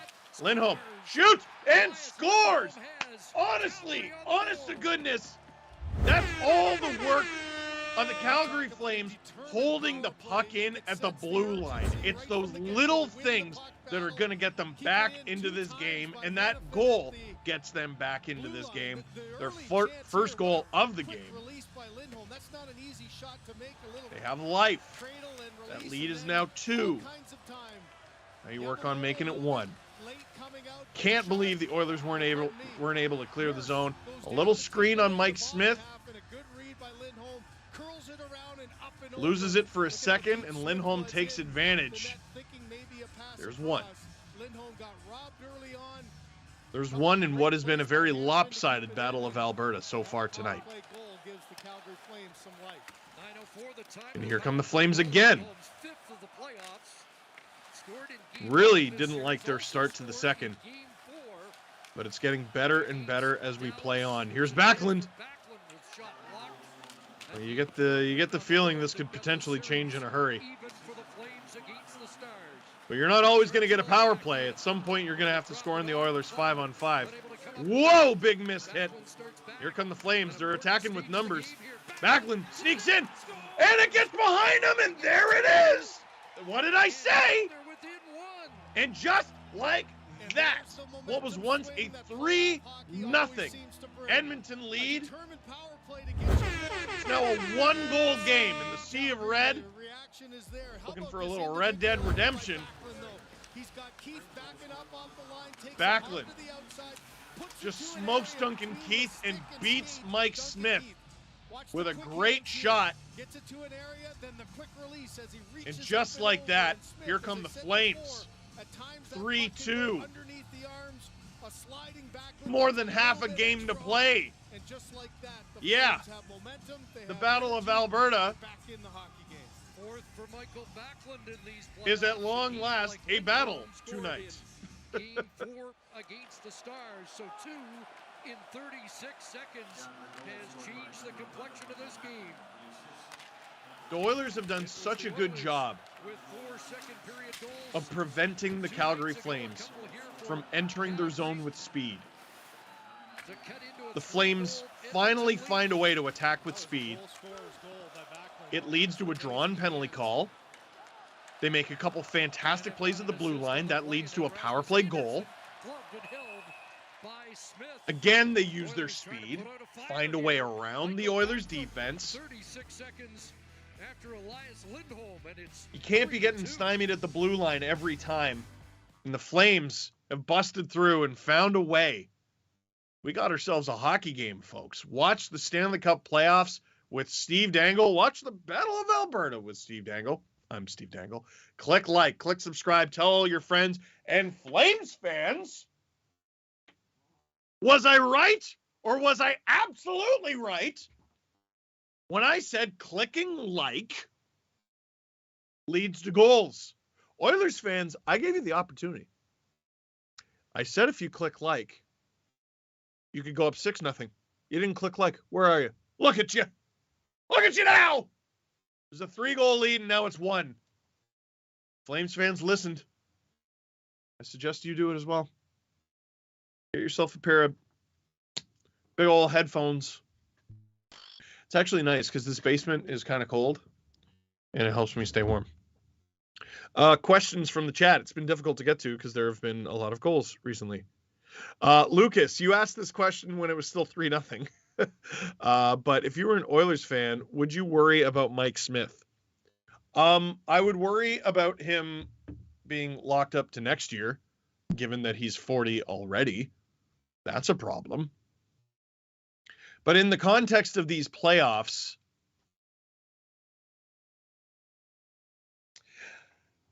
Here's what I would say, when it comes to the goalie. It's too late for that. Worrying about your goaltender is a regular season problem. And if it's not solved by the trade deadline, then I'm not sure what you do. If you're the Oilers, I know what you do. You go to Mikko Koskinen. Like, let's say Mike Smith is abysmal and, Jay Woodcroft decides to go to a different goalie for Game 5, right? You go to Koskinen. Well, if that doesn't work, then you got one final option, and that's Stuart Skinner. I almost called him Jeff. That's Stuart Skinner. Stuart Skinner, who, towards the end of the season, I saw a lot of Oilers fans were saying he should be the starter. So the Oilers have options, right? But to me, should I worry about my team's starting goaltender? That's a regular season problem. Here come the Flames with speed. Told you, they're finding ways, but here come the Oilers on the counterattack. One thing the Flames can't do is give up numbers, and they do here. And Markstrom gives them a save, which, if they're going to play this style, he's going to have to do.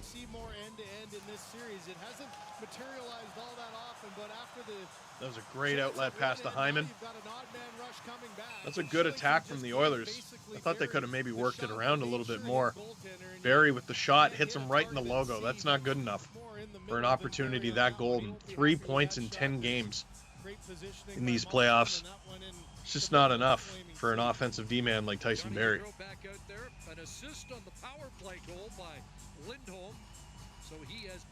As a Leaf fan, it's unreal to me that the Oilers saw the 1920 Toronto Maple Leafs and said, you know what, we'll take 2/3 of that right side, please.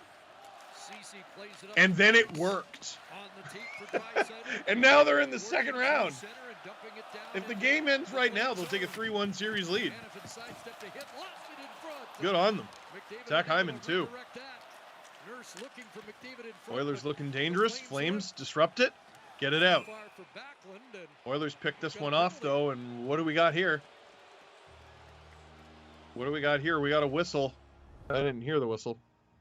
Download the BetMGM apps today and tap into the non-stop action in casino and sports. More questions. Would you say this is a tougher game? Oh yeah, what do we got here? Is Kane is that a slash? Sure is. Would I say this is a tougher game? I'm not totally sure what you mean by that. This to me is hockey tough. Like, it's not battleground tough, constant, fighting after the whistle and everything. Like, these guys are exhausted. It's been breakneck speed the whole night. So, to me, that's tough. It's tough to have a game 4 like this and imagine it going 7. You know what I mean? How tired are you going to be in a week's time? Flames gain the zone here on the power play. They got an opportunity to tie it as I ramble on. Not a great setup from the Flames. Oilers will clear it. 30 seconds gone in this Calgary power play with a chance to tie it. It was 3-0 just a couple minutes ago. Tyler Toffoli gets it deep. Flames stay onside. Lindholm. Oh, and we got a 2-on-1 for the Oilers here. We got a 2-on-1. Oh, boy. Oh! Markstrom with a stop on Gaudreau, who feeds Tkachuk for the... won't quite be a breakaway. He gets Cody Ceci to stop up. And the Flames gain the zone, and they now have a little bit of structure here. Anderson biding his time. God, I love the drama of this game. Deflection off Derek Ryan. Oilers have got some fresh bodies, and they clear the zone. Over 30 seconds to go here still on this Flames power play. Mike Smith out of the net. Doesn't quite get it. Oilers hold the line. Flames hold the line, sorry. 20 seconds to go as the Oilers clear it. Markstrom out of his net. Is that... We just pretend the trapezoid doesn't exist anymore. Anderson gains the zone for the Flames. Probably not going to get a PPG here, but you can at least cause some ruckus. Whoa, that was close. Flames hold it in. Flames still have a good opportunity here. Backlund with the puck behind the net. Michael Backlund looking for an available stick. Mangiapane tied up.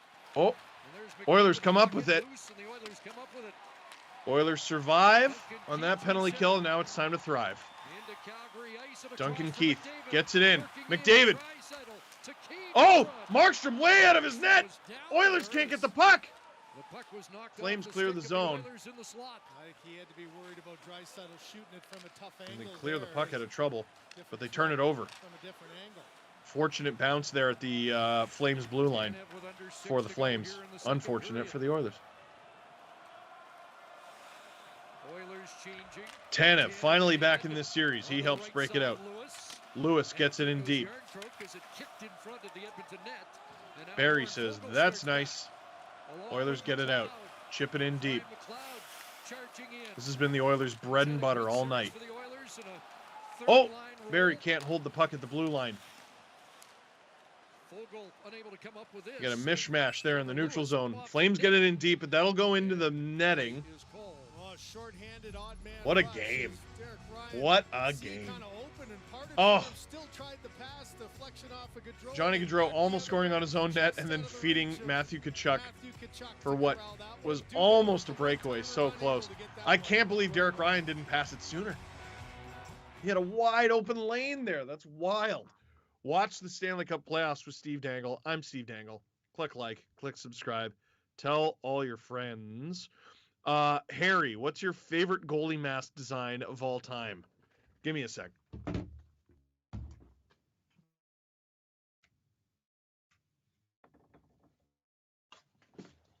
Here you go. This isn't like the authentic Felix Potvin design. He didn't quite have this. I mean, I don't think he had a picture of himself. This is signed, though. I was given this as a gift. Someone, so I raised money for a charity called Easter Seals Ontario. It helps out kids with physical disabilities. I'm not sure if they're active out in Alberta, but someone donated $13,000 to Easter Seals and then also gifted me this mask because they're an angel, I think, because that's like the sort of thing an angel would do. Love the Felix the Cat Potvin mask. Like, Brodeur's got an iconic mask. I was never a huge fan of it. We have a Mika Kiprusoff mask in the Sportsnet digital studio. That thing's sick. Oilers fans and Leafs fans can agree on Cujo, Curtis Joseph's mask. That's pretty great. Ed Belfour with the iconic Eagles.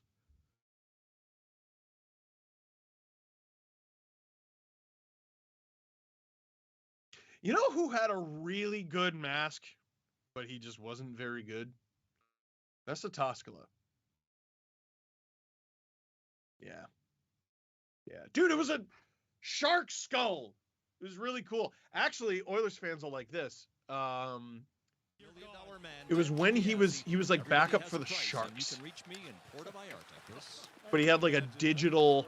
But I believe I've got the winning ticket in my pocket. Or it was like an 8-bit Sharks logo on his mask. It was Alex Stalock. I took a picture of it and tweeted it. This was years ago, though. It's like 2016.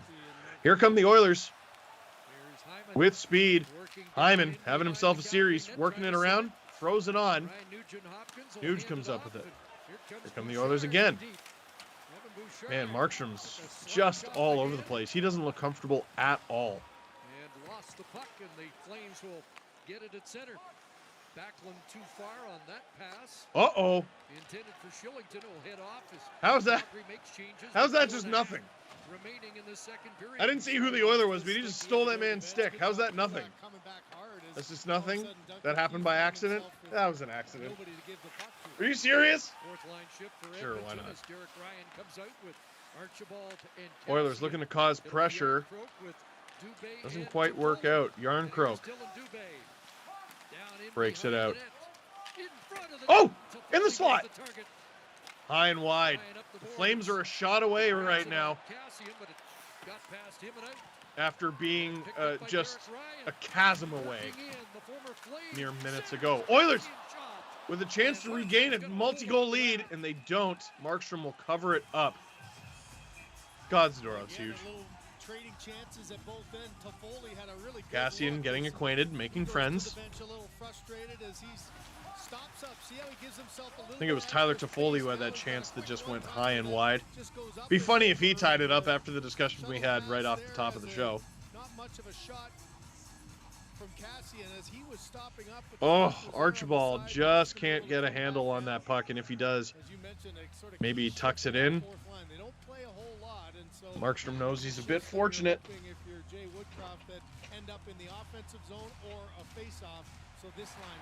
Oilers with the big line on the ice for the ozone draw. But the Flames break it out. Oh, what the hell happened there? That was a classic no-look pass when the guy you're passing to is not looking. What the heck happened there? All right. Flames are lucky that didn't turn into something more dangerous for the Oilers. Gaudreau to Lindholm. Oh, this could be something for the Flames here. Oilers break it up, but the Flames hold the line. Tanev, deep.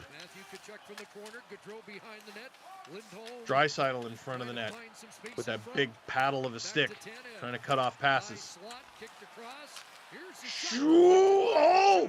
Oh, Tkachuk has the game-tying goal on his stick and a wide-open net. How did he miss that? Oh, I got to see a replay of that. Bad. There was McDavid trying to pass it to himself, which is just unreal.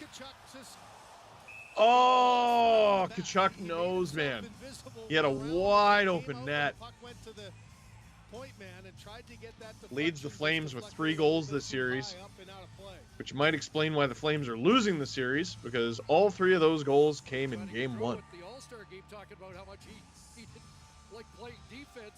Goal scorers from Game 2 and 3, not a lot. I was just shocked that he didn't go after him after he's made all-star guys look a little bit uncomfortable. The Oilers are relying a little too much on the counterattack here. Like they're just sort of trying to rope-a-dope the Flames a little bit. It has almost worked. I just don't like it as a long-term strategy. Flips it to the Calgary line, and good Branson there. I tried to gargle. Stealthily. It didn't work. Markstrom gobbles it up. Listen, you stream for 3 hours, all right? Shut up. Shillington. Oh, he coughed it up. That was a bad one. McLeod just tried to buy himself a little time, wait till he got some support. And that's the second time this period. The Oilers have had a really dangerous-looking opportunity that just sort of ended with a shot to the logo of Markstrom. This goalie's been shaky all series long. You gotta test him. Toffoli using his speed. Good play, and here come the Flames. Mangiapane works it to the point. That's Pugliarvi, and in behind the net is Backlund, who kick-started this Calgary comeback. Oh, Tanev loses it. Over the stick of Tanev. Gets it before Hyman can steal it. Deposits it back into Edmonton ice. Flames with the puck in deep. What happened there? We got a penalty? Or was Mangiapane offside? I thought he was offside when he entered the zone. Check out the Players Own Voice podcast for binge-worthy sports content and stories that move you. Available now on CBC Listen or wherever you get your podcast. Man, what a game. The simplicity of the messaging from Daryl Sutter always is. He was asked today about, what do you need? He goes, well... Those guys behind the Flames bench have to be exhausted. Has been more like the kind of road you know what? That you've seen from this Calgary team. They've had You're doing work. Zone time, capitalized on their power You're trying to get into the Flames' heads from behind the bench. There's been a lot lot more time cycling in the offensive zone, something that they You're making it easier for the Oilers to win. I think you should get a cup rings. I do. Game plan thrown askew early on a goal 21 seconds in and a 3-goal first period for the home side, but Cassian working hard in the corner. Lindholm and Backlund with goals here in the second. Rasmus Anderson, The Flames have definitely had the lion's share of possession in the second period. No doubt about that. Swings it back out at center. Archibald able to get But after giving up 2 goals in quick succession, the Oilers have calmed this game down a little bit. With a minute and 11 seconds to go in the second. Give those guys an opportunity to maybe give the top guys a bit of a rest. Now you got to be careful here. Something that you always have to wager as a Because last period, did I not say, all right, we lost a little bit of our spark, and sometimes it Flames just got to get one before the end of the period, and then we got a game. And then there was a goal with about a minute to go. It was Edmonton's. Made it 3-0, and this game looked over. So the big lines out against each other here in the final minute. Now we got ourselves a hockey game, folks. Flames top line out there. Under a minute to go here in the second period. Turnover. Oilers break it out. Flames take control of it again. Flames whip it down the ice. Mike Smith will play that. Boy, he's very dangerous. 30 seconds to go here. One more shift for Mangiapane. Blake Coleman. Watch the Stanley Cup playoffs with Steve Dangle. I'm Steve Dangle. Click like, click subscribe. Tell all your friends. Because the Flames had an opportunity. And we got a slash. Stick snapped in half to make that call pretty academic. Is it Nurse going off? The aggressive play by Coleman going hard to the I saw a broken stick on the ice. I thought it was... Oh, yeah, I mean... But then where'd he get that stick? Is to give the whack, and when your stick disintegrates like that, kind of hard to get away with it. Did Nurse break his own stick and get called? Lazy route there, probably nothing would have happened, but he went right to the front of the net, forced Nurse to worry for a second that Mangiapane might get the puck out in front, and now you got another power play. Well, that is a tough one for the Oilers to take. 1 for 2. Only 17 seconds to go here in this period. So you just go into survival mode. You do whatever you got to do. Hyman clears it. That'll basically do it. Flames will charge up the ice one more time. Just gain the zone and shoot. It's not going to work. But the Calgary Flames, who looked down and out, have made it a 1-goal game here in the Battle of Alberta. Lindholm was first. Backlund was second. And in the third period, when we return, will the Oilers hold on, win this game and take a 3-1 series lead, or will Calgary complete the comeback and tie this series up at 2? Watch Elite's game. No! No! I almost made it! No! Shoot! I'm so upset. I did it so many times in game 1, and I haven't done it yet tonight, and I friggin' did it, and I'm so upset. Watch a Stanley Cup playoff game. Leafs are not playing in those anymore. Watch a Stanley Cup playoff game with Steve Dangle. I'm Steve Dangle, unfortunately. Click like, click subscribe, tell all your friends. I'm so upset. Second intermission entertainment. We have Kipper and Bourne. They have never screwed up the names of the teams that they are watching. Kipper and Bourne talked to Kevin Lowe about Connor McDavid. Now, Connor McDavid is a player that I'm sure many of you haven't heard of, but you'll know a little bit more about him after you listen to this. Kevin, one of the things I'm seeing people say, and by seeing people say, I mean I have said as well, is that Connor McDavid is the best player to have ever lived. And I understand that Wayne Gretzky exists and had a better career, and McDavid would have to play forever and do so much more to ever catch up to him. But just raw speed, skill, talent, ability. You've seen both these guys up close and personal. Can you give us your thoughts on what Connor McDavid is right now in NHL greatness? Well, he's a treat to watch, Justin, and that goes without saying. Again, a tough comparison. But I would say this. I'll talk about Connor in a second, but relative to Wayne, I mean, the big difference now is 24-hour news and sports coverage and social media. Right. So all the stuff that Wayne was doing on a Sunday night in Los Angeles, when the rest of, when all of Canada or the Eastern Canada and the Eastern United States were sleeping, that would have been all world stuff, never got seen. So it's hard to compare the two. But having said that, Connor reminds me of Michael Jordan, of how unbelievable he was, and the Bulls were a great team. But I mean, Jordan was just worth the price of admission, and I won't say that Wayne wasn't, because he certainly filled a lot of buildings. But it just seems that the off factor with Connor, because of he's bigger than Wayne, and Wayne was subtly flashy, whereas Connor has this, the incredible speed, et cetera, et cetera. So it really it's great for hockey. Obviously, it's great for Edmonton and Alberta, but really good for the NHL that they have a bona fide must-see TV type of athlete playing in the league. It was interesting, Lozy, to hear Matthew Tkachuk saying we're getting beat by one guy, and it's probably a theme that you had heard in your heyday with Wayne in Edmonton.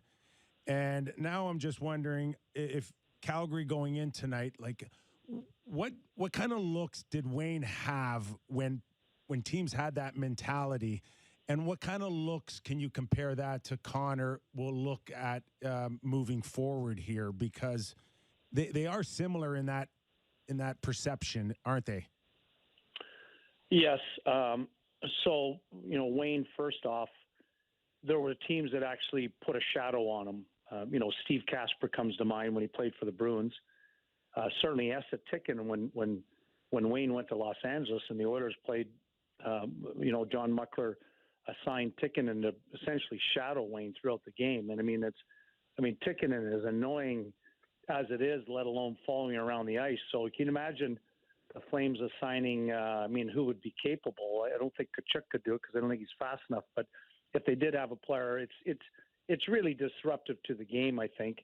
And it's a different game now defending because, players are much more aware of defensive responsibilities than they were in our day. And, in other words, there's not very many odd man rushes, et cetera, because people are back. But I think, I was listening to Tim Hunter this morning talk about it. He coaches in the Western Hockey League. And, the Flames did, I think the fact that they made a lot of obvious errors as it is.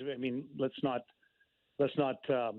discount how good Connor is, but they made mistakes that allowed for Connor to have more skating. So I suspect that that's not going to happen tonight. So it's going to be a little tougher on him. But long gone are the days when they could come out and try to bully him or hook and hold him or slow down the game as they did in the 70s, 80s, and 90s because the rules have changed and you can't do that. So how do you assess the rest of the play of the Oilers? It feels like, we've talked primarily about Connor, and I think justifiably so, but, they're up 2 games to 1, and I think you don't get to that position without some contributions all the way around. What have you thought of the non-McDavid Oilers to date? Well, the team, Justin, they finally figured out how to play in the playoffs. Yeah. This is a completely different team from the LA series. We might have saw glimpses of this team in games 6 and 7. But they are now, it looks like, and whether it's, and I credit Jay Woodcroft and Dave Manson for a lot of this, but they have anybody who's been successful and played in the playoffs, they know what it's like to play in the playoffs, what you have to do. You have to become almost a different player. And, look at the Tampa Bay Lightning, for instance. You got Stamkos blocking shots. I don't think he blocks a lot of shots during the regular season, but he's throwing his body all over the place. That's what you have to do. The Oilers weren't doing that previously. But, I look at a kid like Yamamoto. He's a $150 or 55 pounds and stuff. And, he's taking runs at Zadorov. And I'm sure the Flames will want to kill him next regular season. But he's just giving it everything he has to make a difference for the Oilers. And I think, Duncan Keith has settled in and is playing comfortable. And, although he's 39, is really providing a lot of leadership for us. Vander Kane's been all world. What you see is what we've pretty much had ever since he walked into the Oilers dressing room door. And then, Leon, that line is wonderful. But, I like the balance of the team. I like, that we have a little bit of everything, but they have to play with that passion that you've seen in the last number of games.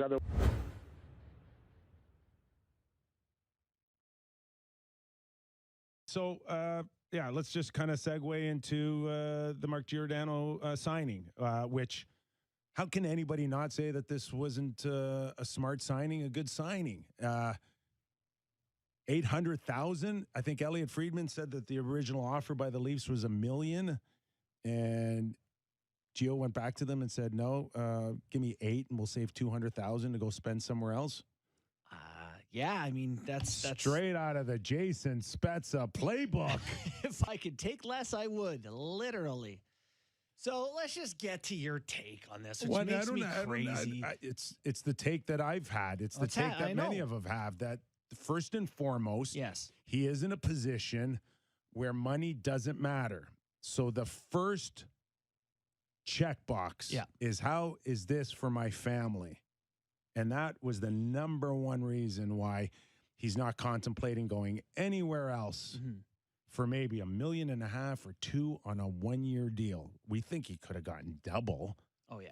Right? Yes. So played 20 minutes a game for the Leafs very handily. This is always the case when you've got hockey players at the end of their careers that are just looking for a big picture. And then somewhere in there is, it'd be great if we won too. See, you have projected that onto them. I don't think that anyone has said that his priorities are comfortable housing and being near his family and wearing the blue and white. Like, if you're looking at places in the NHL that give you a chance to win a Stanley Cup, I would say there's 6 to 8 teams that have a chance. And you don't really know how it's going to go. You just got to get on one of those 6 to 8 teams. Roll the dice. This is one of them. Roll the dice. I'm not saying that. Right. I do think that they're going to contend next year, and they're going to be in a position where if we're going to look at 32 teams and we wanted to say 6 or 8, it may have a chance to win a Stanley Cup. You will put Toronto in there. You would. And so if you're Giordano, you take less money, you give the team more money to spend, you give yourself a better chance to win a cup. And you get to be very comfortable in your city. Yes. With your family. And to your point, if it doesn't work out, you still got to be in Toronto and it was a comfortable year and all that. I've lived it. I know. Yeah. He can do whatever he wants after. He'll be in a position of Jason Spezza status where he'll probably make that money back too that he gave back in Toronto, connections, whatever he does after, right? Oh God, that's just so $60 million his career. Yeah, I don't think he has to worry about I know a guy. I know an electrician. You got an electrician? Yeah, I know a guy. Yeah. Oh, you just pay him under the table. Get a free shawarma at Osmos. Give him $100 and you'll be fine. Okay, thanks. I will say, after years of making, how much has he been making? 6 something? After years of that, the first direct deposit hit on that $800K contract was probably going to be a bit of a shocker. Yeah. And to be clear, I know plenty of people in the NHL who've made a lot of money who still care about money. I don't know that everyone gets to be like, well, I'm doing pretty good. Some people want to do a lot good. I'm happy he's back. I am, except for the complication of the puzzle, which we need to talk about. The only thing that bothers me is other people taking laps like it's some amazing signing, which I've seen a lot of. Like it's a depth signing. When he got traded here, people were ripping on me because I said that he's a 5th or 6th defenseman. Mm-hmm. And I think we had Kyle on his show, and I said, do you think he can play top 4 minutes? And he said he's been doing it his whole career. Mm-hmm. But do we see this signing as a guy that can play top 4 next year for the Toronto Maple Leafs? I will say that I would hope not. year of aging is different from 27 to 28 than 38 to 39. Like, it's a big year. I expect a drop off. Really? I do. I think he's going to be not as good as he was this past season a year from now. I'll say that in a perfect world, he probably should only play between 55 and 65 games. In playoffs, he might be your 7. I mean, if you're looking at 800K, Yeah, it's a depth Right. signing at But that number. at 800K, you go on the UFA market and try to find a guy who can do what Giordano can do. You ain't going to find it. It's not out there. I would hope that this contract is played out like Simmons, where if you have to bury it, you bury it. He doesn't even see next year. Yeah. If it's over, it's I over. think that's part of the way these So contracts work. this is really a 1-year deal with maybe an $800,000 thank you buyout. Yeah. Thanks for your time. Right. Yeah. I mean, that's kind of how I look at the way the contract is. What I can't get past is just looking at the decor and the pairs and what now. So you're going to have you'll have Riley and I don't know if we don't want to do the whole pairs, but look at the left side. Listen, okay, let's start with Gio. Yeah. I see him at 5 and 6 with Liljegren. That's your third pair. But here's the problem. Rasmus Sandin exists. So you've got Muzzin and Riley and Gio and Sandin and Brody. So Brody can play the right side. But you've got Muzzin, Riley, Gio, and Sandin. You're going to keep Sandin in the press box? No.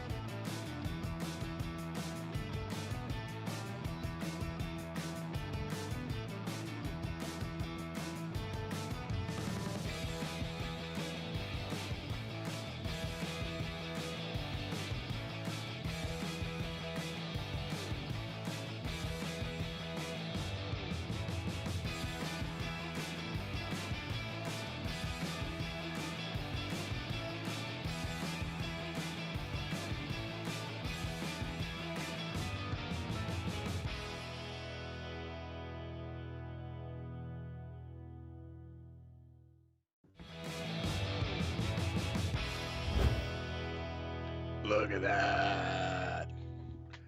Watch the Stanley Cup playoffs with Steve Dangle. I'm Steve Dangle. Click like, click subscribe, tell all your friends. Me and everyone behind the scenes just got done crying, laughing, because someone clipped when I thought I was off air, but I wasn't. And I said, look at that. And that's all there is. Just a 7-second clip, and it made us all laugh very hard. If you're a Flames or Oilers fan, are you laughing? How you feeling? Where's the pitter patter? Where's the heart at? Where's your heart rate? Let me get a live feed of you hooked up to a heart rate monitor like I was in the first round. Here's what happened. 30 seconds into the game, approximately, Oilers apply pressure. Jake Markstrom leaves the net. He says, I'm going to help. And then he super doesn't, gives it away. Ryan Nugent-Hopkins makes him pay. 1-0 Oilers, just like that. Later in the period, Tyler Toffoli takes a penalty. About halfway through the period, Tyler Toffoli takes a penalty. Oilers go to the power play. Guess what? Zach Hyman banging it in. Just like that. 2-0 Oilers. I say something silly to the effect of, hey, Flames are actually playing better as the first period goes. We're playing better in the final 5 minutes here. If they can get one before we go to intermission, then maybe they'll have some life. And guess what? Puck goes the other way. And Evander Kane puts it in to give the Oilers a 3-0 lead at intermission. Oh boy. Oh boy. Well, the Flames got to hit the drawing board. They got to figure this out. And when the second period begins, you could tell the Flames had more of the puck than they did in the first, a little bit more danger than they did in the first, but ultimately the Oilers were still getting the better chances. They were. And it wasn't until they get a power play of their own. Lindholm. Snipage. Oh. Look at that. They're on the board. But what did I say? I said something cheeky to the effect of, okay, it's one thing to get one on the power play. Now you got to do it 5-on-5. Michael Backlund says, bet. Charges in right past Duncan Keith. Drives to the net. Beats Mike Smith. And we got ourselves a hockey game, folks. That's where we are right now. Calgary Flames within 1. It's a 3-2 hockey game. Oilers still lead 3-2. But there's a catch. The Flames begin the third period with almost a full power play. Darnell Nurse takes a slashing penalty at the end of the second. Oilers manage to kill off 17 seconds as they try to get to the end of the period. And they do. And now the Flames will have about $1.40 to work. I say about because I don't feel like doing the math. I know it's $1.43. I didn't feel like doing it. $1.43. And then a whole period after that. Watch the Stanley Cup playoffs with Steve Dangle. I'm Steve Dangle. Click like, click subscribe. Tell all your friends. And we're about to drop the puck. When we get a lull in the action, I'll get to some of your questions. But I don't think we're going to have many lulls this period. Flames, Oilers. Third period of Game 4. Oilers win this game. They take a 3-1 series lead. Flames looking to tie it up in the series and in this game.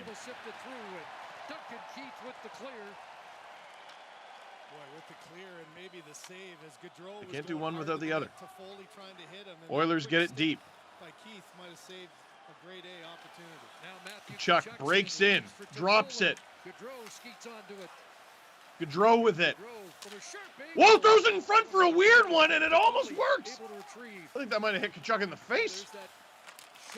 Oilers trying to leave the zone. Flames not making it easy on him.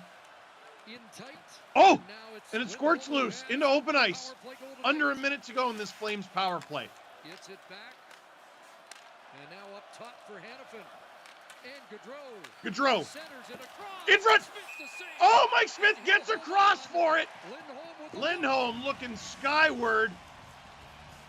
That was probably the Flames' best chance to tie it so far. Oh, baby. Foley can't get the puck through. Keith clears it. Gaudreau. Oh, that's a wonderful pass to Lindholm. Mike Smith doesn't give him a ton to shoot at. It looked like Lindholm kind of already had his mind made up where he was going to shoot that. If he took a moment, he might have seen that he had other options. Behind the Oilers' net, they'll look to clear, and they do. 30 seconds to go here in this Flames power play. That's time, just not a lot of it. Backlund in front. Boy, the Flames have actually done a pretty good job generating dangerous-looking scoring chances. Problem being, the Oilers tend to clear it quickly. Backlund looks to get it deep. Cody Ceci maybe gets away with one. They're not calling that, though. Oilers kill this one off. And now it's McDavid with it. That's a huge kill, the biggest kill of this series so far. And McDavid has his dancing shoes on. Oh my God, brings it in at full speed, gets a scoring chance. Sails it just wide. His goal now. And Markstrom. The difference in this game. That's got to be a tough place to be. Yarncroke ahead. He might be the most important person Down the ice. involved in this Flames comeback. Mike Smith challenging. Bounce past Yarncroke and out. McDavid. Ultimately, Markstrom's not going to be the one to score the tying goal if the Flames do tie it. Coleman heading to the bench. And But he just can't give up the fourth. Because you look at it right now, Flames out shooting the Oilers 24-16. It's loud in here after the penalty. That's 3 goals against on 16 shots. It's not going to win you a lot of games. For the fans. Flames taking away time and putting pressure on the Oilers as they get called for a hand pass. Mangiapane just said a bad word. I can read lips. That was Backlund into Mangiapane. Keeps it along the ice. Could have got a tip. Doesn't quite work. And here's McDavid. What's the speed reach? Yeah, I don't believe that. I think he was faster than that. I haven't done the exact math in a long time, but I'm pretty sure McDavid there. The winner of the 100-meter dash in the Olympics generally hits around 40 kilometers an hour. High 30s. So McDavid can skate with not a lot of runway about as fast as Usain Bolt can run at top speed. It's ridiculous. That's a quick Google. I'm pretty sure it's high 30s or early 40s for Usain Bolt.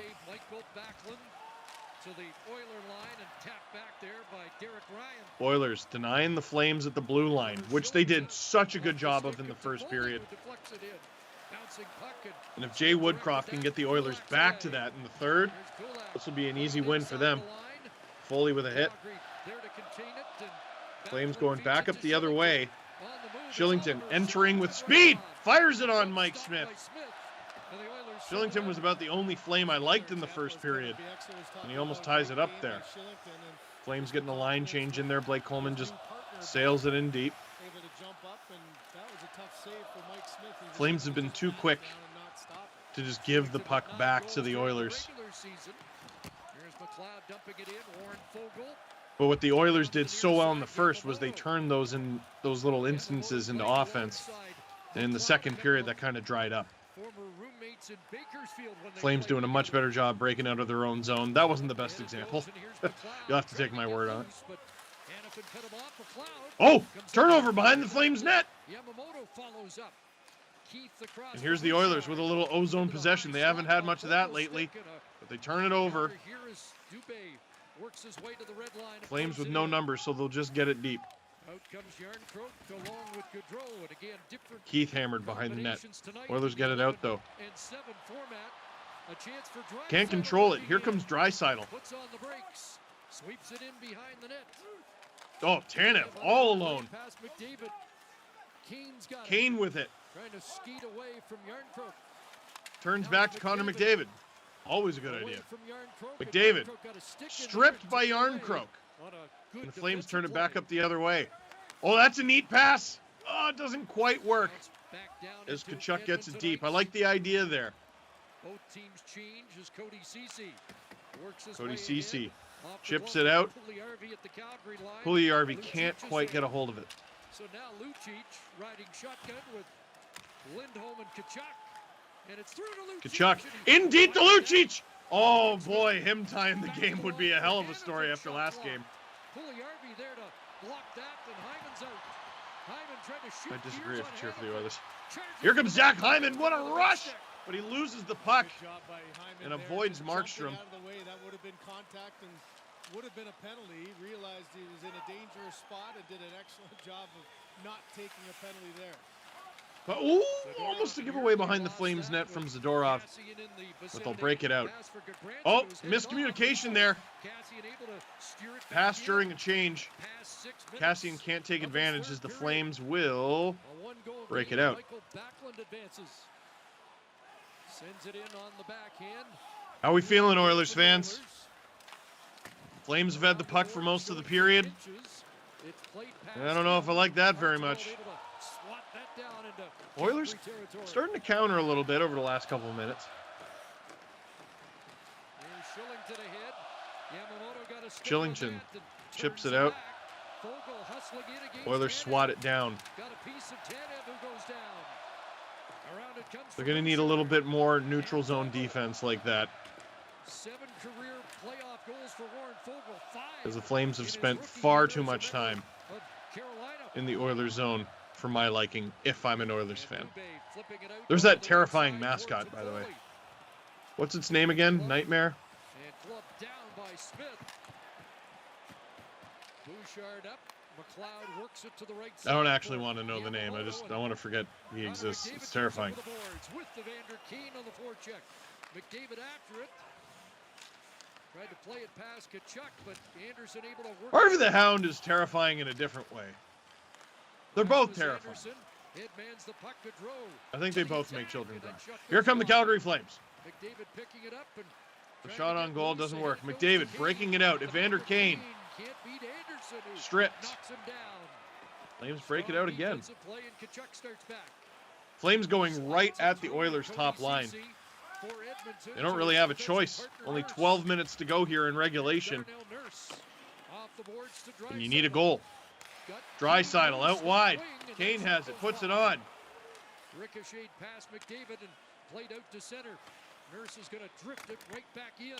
Oilers are getting deep again. Now Draisaitl looks for it, but Kachuk there for Calgary. Keep doing your checklist if you're the Flames. Oh boy, Draisaitl doesn't look comfortable at all, does he? Of the McDavid line, and each time there's been a good It's amazing how many points he's been able to put up and how well the Oilers have been able to do in these playoffs with Draisaitl at who even knows what percent. Hyman, high and deep. Going after it, rides Tanev into the corner. Barry tries to seal the boards, but it's played out. Nifty little play from Lindholm. Out there against Puljujärvi. But Mangiapane should be going off for cross-checking for sure. Got him right in the face. And the Flames have like 8 dudes on the ice right now. Yeah, no kidding. No kidding. I can't believe that's what got called. Mangiapane got away with a cross-check to the face. Flames called for too many men because there were. Now you got the tough. Oh man, it was 6. Like I thought it was just the little mix-up at the bench. I'm pointing like you can see what I'm pointing at. I thought it was just the mix-up at the bench, but it was quite a bit. Watch the Stanley Cup Playoffs with Steve Dangle. I'm Steve Dangle. Click like, click subscribe. Tell all your friends. Oilers Power Play when we come back.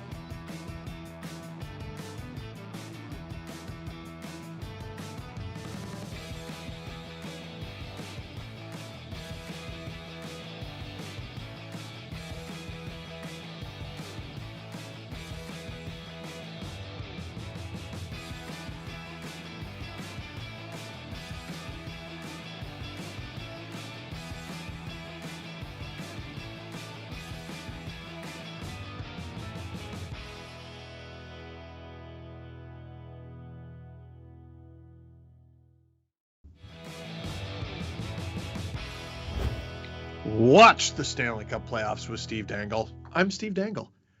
Click like, click subscribe. Tell all your friends that when you're trying to make a comeback in the third period and you take a too many men on the ice call, that's a dang it. Flames, I thought it was just a little mix-up in front of the bench for a split second, and they get caught for too many men. No, they had 6 guys out there for a solid 5 Mississippi. And the Oilers have a chance to pad their lead. Under 11. Wow! Interference. No kidding. Well, that was over in a hurry. Key warrior sitting on the Calgary bench is Chris Tanev. Here Or are they calling it offside? They run into each other, and Oh, Tanev got drilled there. Shoulder again in the arm, and boy, he spent that entire break just Oh, trying to work things out. nursing that shoulder. He's got like 3 teeth. That's a playoff face, ladies and gentlemen. Chewing his gum, I'm not sure what. The call was offside. I thought that was a penalty. All right. Gives you great support for your teammates, and you know how much he's hurting. Oilers with about 90 seconds to get an insurance marker here. They turn it over at the blue line there. The Flames will attack. You know, Lewis tries to go to the net, doesn't work. Strong play there from the Oilers. Here comes Draisaitl. McDavid to Nuge. Oh, Nuge lost it a little bit. Oilers hold on to it. Barry holds that ozone blue line. McDavid. Draisaitl. It's amazing what he can do standing still. McDavid to Draisaitl! Stop by Markstrom! What a stop! Oh my goodness, his best save of the game. Under a minute to go in this power play. McDavid. Tyson Barrie with that patented weird Barrie receives the puck on his backhand, holding the stick wrong thing. I don't know what to call it. It weirds me out every time I see it. But he's always done it. Draisaitl gets it to McDavid. Why not? That's a good player to pass to. Backlund breaks up the pass. Oilers hold on to it, though. Bouchard, errant pass, and it'll go deep into the Oilers zone. Mike Smith comes out to play it, but only 5. Whoa. How was that allowed, man? Mike Smith plays it through the trapezoid. Hilarious. Flames clear it. Did that go in? What? No! You're joking! The Flames just tied it? You're joking! What happened? What on earth happened? I gotta see the replay. I don't think the camera was even on. There's that spectacular save from Markstrom, and then what happened here? Whack! Oh my gosh! Smith had no idea it was even coming. What a play by Anderson. You know, just Anderson with a Hail Mary shot. Until it was gone by him. The reaction by Smith, stunning. Hockey is the best. That dude didn't even believe it. And with 9:04 to go, that's a dang it. The Calgary Flames come back from 3-0 down, and that's how they did it? Well, first goal of the game is no longer the worst one. That might be the worst goal of the playoffs. I cannot believe it. I mean, it's just such a shock. This crowd that's been I'm stunned. I'm stunned right now. I saw Smith react. I had no idea to what. Unsuspecting, a great penalty kill, and now you've got all the momentum going your way. Goal by Nick Lidstrom against Dan Kluche. I don't know what to say, which is a big problem for me. If memory serves me correctly, that tied a game. Chad, are you losing your mind right now? And Detroit came back to win that series and win that game. What are the odds? What are the actual odds? Under 8 to go here in the third period. Calgary, now with all the momentum, puts it on. I mean, why not just throw it on? Just throw it on. You never know what's going to happen, do you?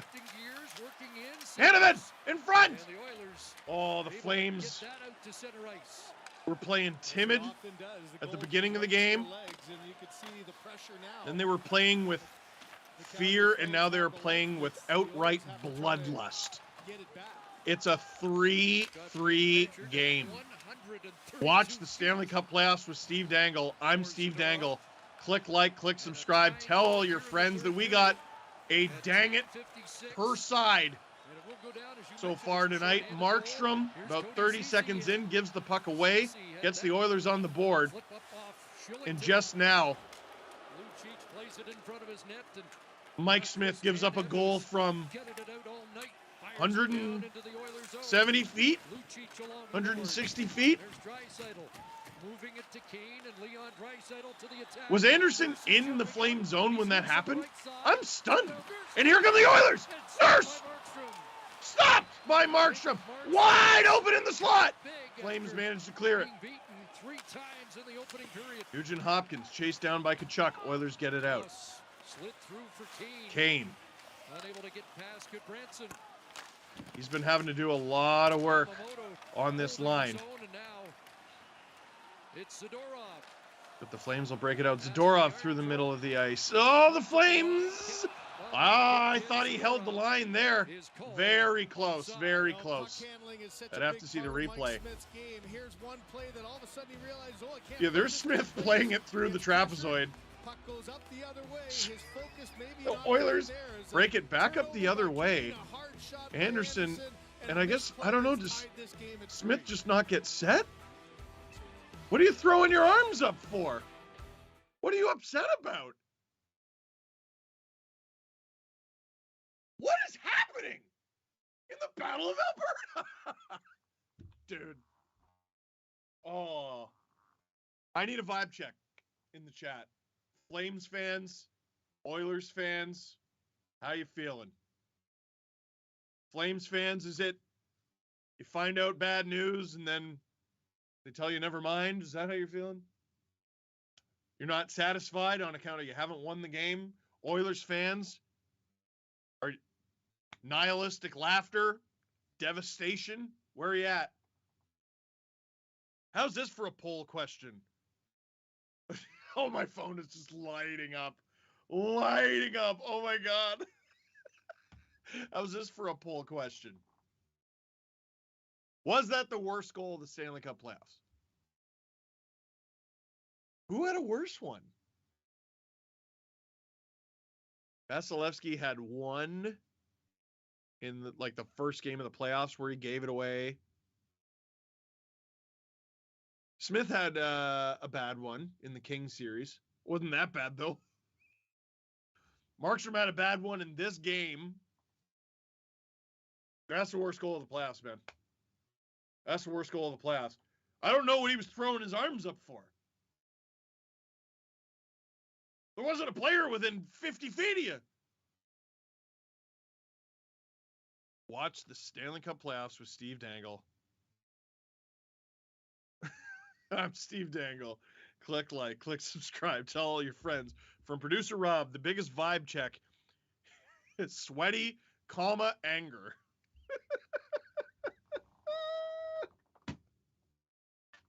Dude, imagine not watching and loving hockey. Anderson gets his third of the It is, playoffs. listen, it's a truly goofy sport Goal in the opener of this and an series. even goofier league. Ryan But McLeod ahead, and I away live goes for moments Boyko. like that. Tanev's back defensively. It's handed off. You never know. Yamamoto. And here come the Oilers. Blocked by Tanev. Yamamoto, ton of speed. Fogel, Fogel hounds him. who I thought was potentially going to be leaving the game in the first period. That's a high stick. Flames touch it first, though. Backlund looking to center it. A few players have left this game with injury and returned. Cassian was another. Corner, and Barry's there for the Oilers. Over 1,000 votes in the poll. Center ice, and Yamamoto 89% of you say yes. Edmonton I'm starting curious to what the change. other Kane 11% comes out with think is the McDavid. worst goal of these playoffs. Yamamoto's still out there. Coleman, Stanley Cup pedigree, fires it on. Blocked. Oilers Looks up looking to ice. get it out. McDavid Got to get it out, though. on Barry the gets it out. Oilers' right side, but they don't get it across. Flames stuff the Oilers at the blue line. But there's McDavid with Noah Hannafin. In Calgary, ice. Oh, boy. He's got his dancing shoes. Ooh. He tries to flip it over Markstrom. It doesn't work. Flames block it at the blue line. And they have a man sprung loose. They go for a line change. Keith almost picked off there. Flames go offside. Don't blow the whistle, though. Definitely thought they were offside with possession in the Oilers zone, but okay. Bouchard, he's going to work it around Keith here. It almost doesn't make it. Bouchard up the boards. There's Zadorov. Zadorov cuts it off, fires it on, stopped. Angle and off Smith, and away goes Draisaitl. Leon Draisaitl in. Draisaitl. Around to the far side, no Oiler there. Playing on 1 foot, you can tell. He had some speed there. Gaudreau, 1-on-4. Didn't like his chances, so he flipped it in on Mike Smith. A stretch to Draisaitl at center as You gotta wonder. Backhanded in and Oh, just bounced past. it really does feel like every shot could go in. On either goalie. It's wild. Markstrom stops that one, though. I think he saw that all the way, and now he has words for the official. Not sure if he thought he heard a whistle there. Absolutely unbelievable. Lucic in the corner with Nurse. There's a big matchup.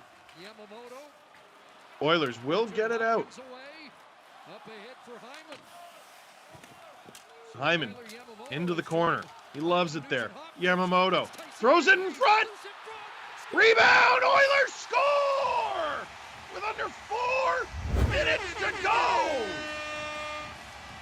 That one beats Markstrom on the rebound. I think it was, I'll have to get a replay. I think it was Tyson Barrie throwing it on, and Nuge with his second of the game. He had this game's first goal. Does he have the last?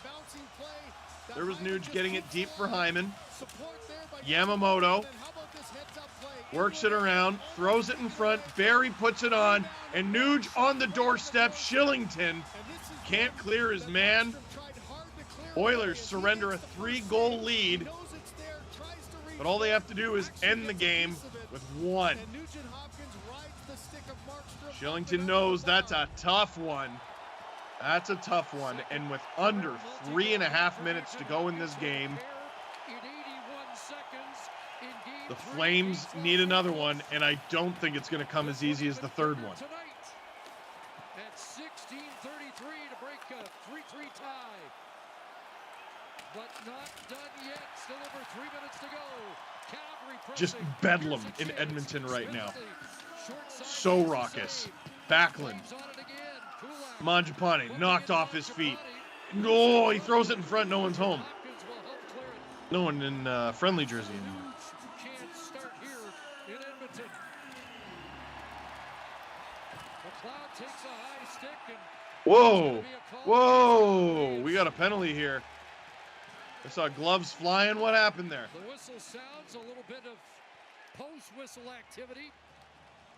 Well, that one came up and Oh, McLeod, bloody face. with McLeod. What happened to him? And it's Anderson who scored the goal. He's the one. We got to get a look at this replay. It was along the boards. I didn't see all of it. And McLeod. Oh, McLeod getting some, I was about to say some work done, but it's really just someone preventing blood from falling out of his nose. Oh! And, okay, so what the Oilers didn't like, so obviously I think it was Anderson's stick got right up in McLeod's face. That's got to be a double minor. We'll have an Oilers power play after this break.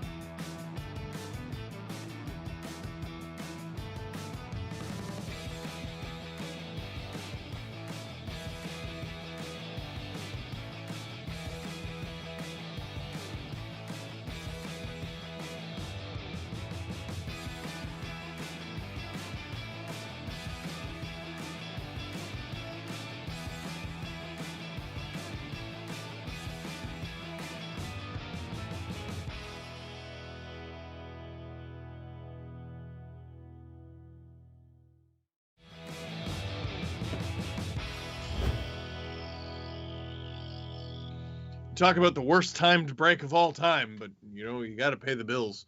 Watch the Stanley Cup playoffs with Steve Dangle. I'm Steve Dangle. Click like, click subscribe, tell all your friends. So, Cole's notes. Oilers go up 3-0. Flames erase it entirely. And the tying goal was from like 170 feet away. It was the biggest blooper and piece of crap of all time. Oilers retake the lead. Tyson Barrie puts it on. Ryan Nugent-Hopkins gets the rebound. And the Oilers go up with about 3.5 minutes to play. And with 2:40 left in the third, Anderson takes the worst time penalty of these playoffs with a double minor for high sticking. Just busting McLeod wide open. There's no room for argument even. It's definitely a penalty. And now the Flames are just going to be trying to score shorthanded, basically. And Backlund almost does. And we'll get an ozone draw here for the Flames. Now, if you're Daryl Sutter, how the heck does pulling the goalie work? Because think about it. You got an ozone draw here. How many of those are you going to get? But 2 minutes, 16 seconds is a ton of time. This is not 6-on-5 if you're pulling the goalie here. It's 5-on-5. Looks like they'll hold off for now. Anderson, the man who tied it for the Flames, goes to the box. And what's wild is if the Flames were to tie it, they would play the rest of the game and potentially start overtime on the penalty kill. Oh, dangerous play there at the side of the net. And here come the Oilers, 2-on-1. This was bound to happen. Nuge looking for the hat trick. Doesn't get it. Wide. Where's the puck? Where? Cameraman lied to us all. Under 2 minutes to go in the third. Mangiapane. He scored a lot of goals this year. Gets it deep. Tanev back in the lineup, looking to make the biggest of impacts. Mangiapane behind the net. Can't come up with it. Yamamoto brings it back. Toffoli chasing after it. Oilers probably happy to just run out the clock. Nope, here they come in the attack. Yamamoto to Ceci. Nurse. Nuge! Stopped by Markstrom, who looks to play it but doesn't. Nuge with the hat trick. Would be something. Would be something indeed. What a weird bounce. Here's that chance that Nuge had. Oh! Off the corner of Markstrom's blocker. What a game, man! What a game! Face off in the Flames end, and this is what I was talking about. You got 1:10 to go here. And the Flames might not get possession for the rest of the game. Or they might get it immediately, but they're on the penalty kill. This is a tough one. A miracle pass. Flames. 1-on-4. Nothing doing. They pull the goalie, so it's 5-on-5 now. Oh!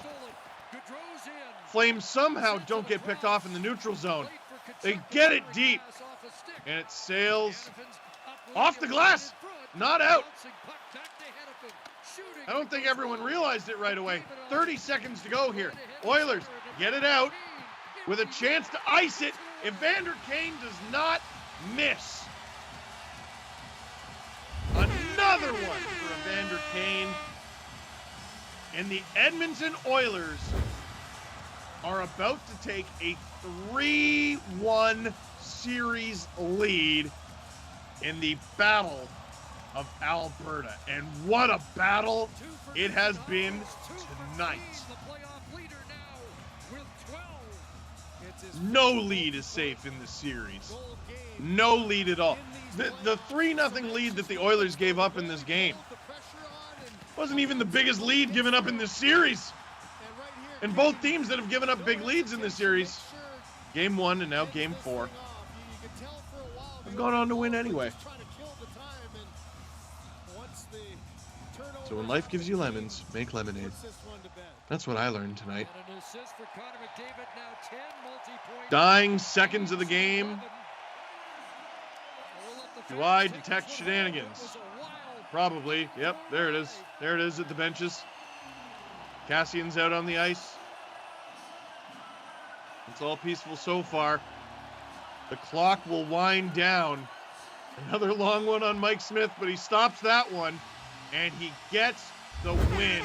The Edmonton Oilers are 1 game away from the Final Four. Daryl Sutter's squad, Game 5 on Thursday, has no choice but to go into miracle mode, as they are now on the brink of elimination. Ryan Nugent-Hopkins, who started the game with the game's first goal, got the all-important game. Oilers fans throwing it all on the ice, and why not? Calgary with a 3-1 lead for the Edmonton Oilers. Replica Stanley Cup, why not? Mask with the ears painted on. You know what? He's the winning goalie. Why not? The Edmonton Oilers with the 5-3 victory. A little bit of bend, but no break. They'll have an opportunity to ice it in Calgary on Thursday. What a game.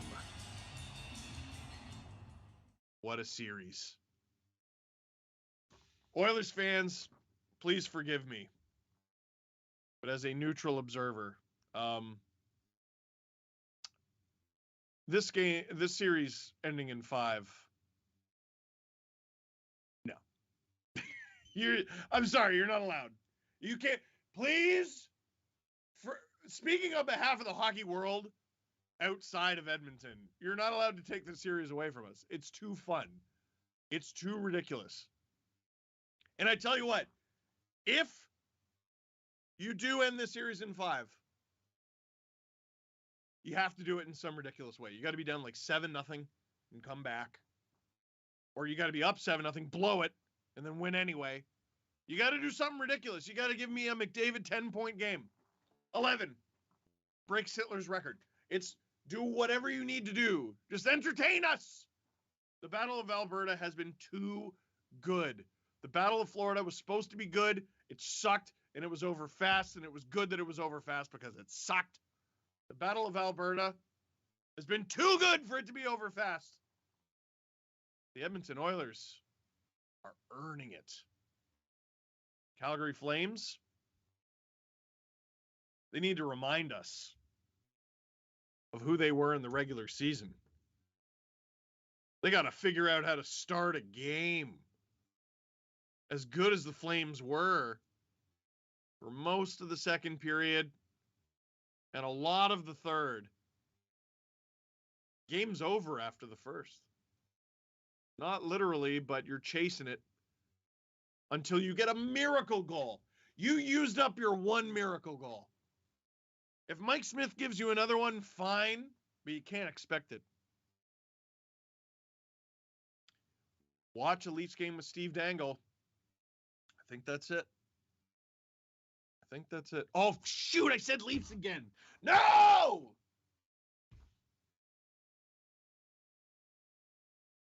No. Watch the Stanley Cup playoffs with Steve Dangle. So let me end it before I screw it up again. That is it for this stream. Thank you very much for watching. Click like if you like to watch the Stanley Cup playoffs with Steve Dangle. Click subscribe if you really liked it. Tell your friends. Game 5 in Calgary on Thursday. Do or die.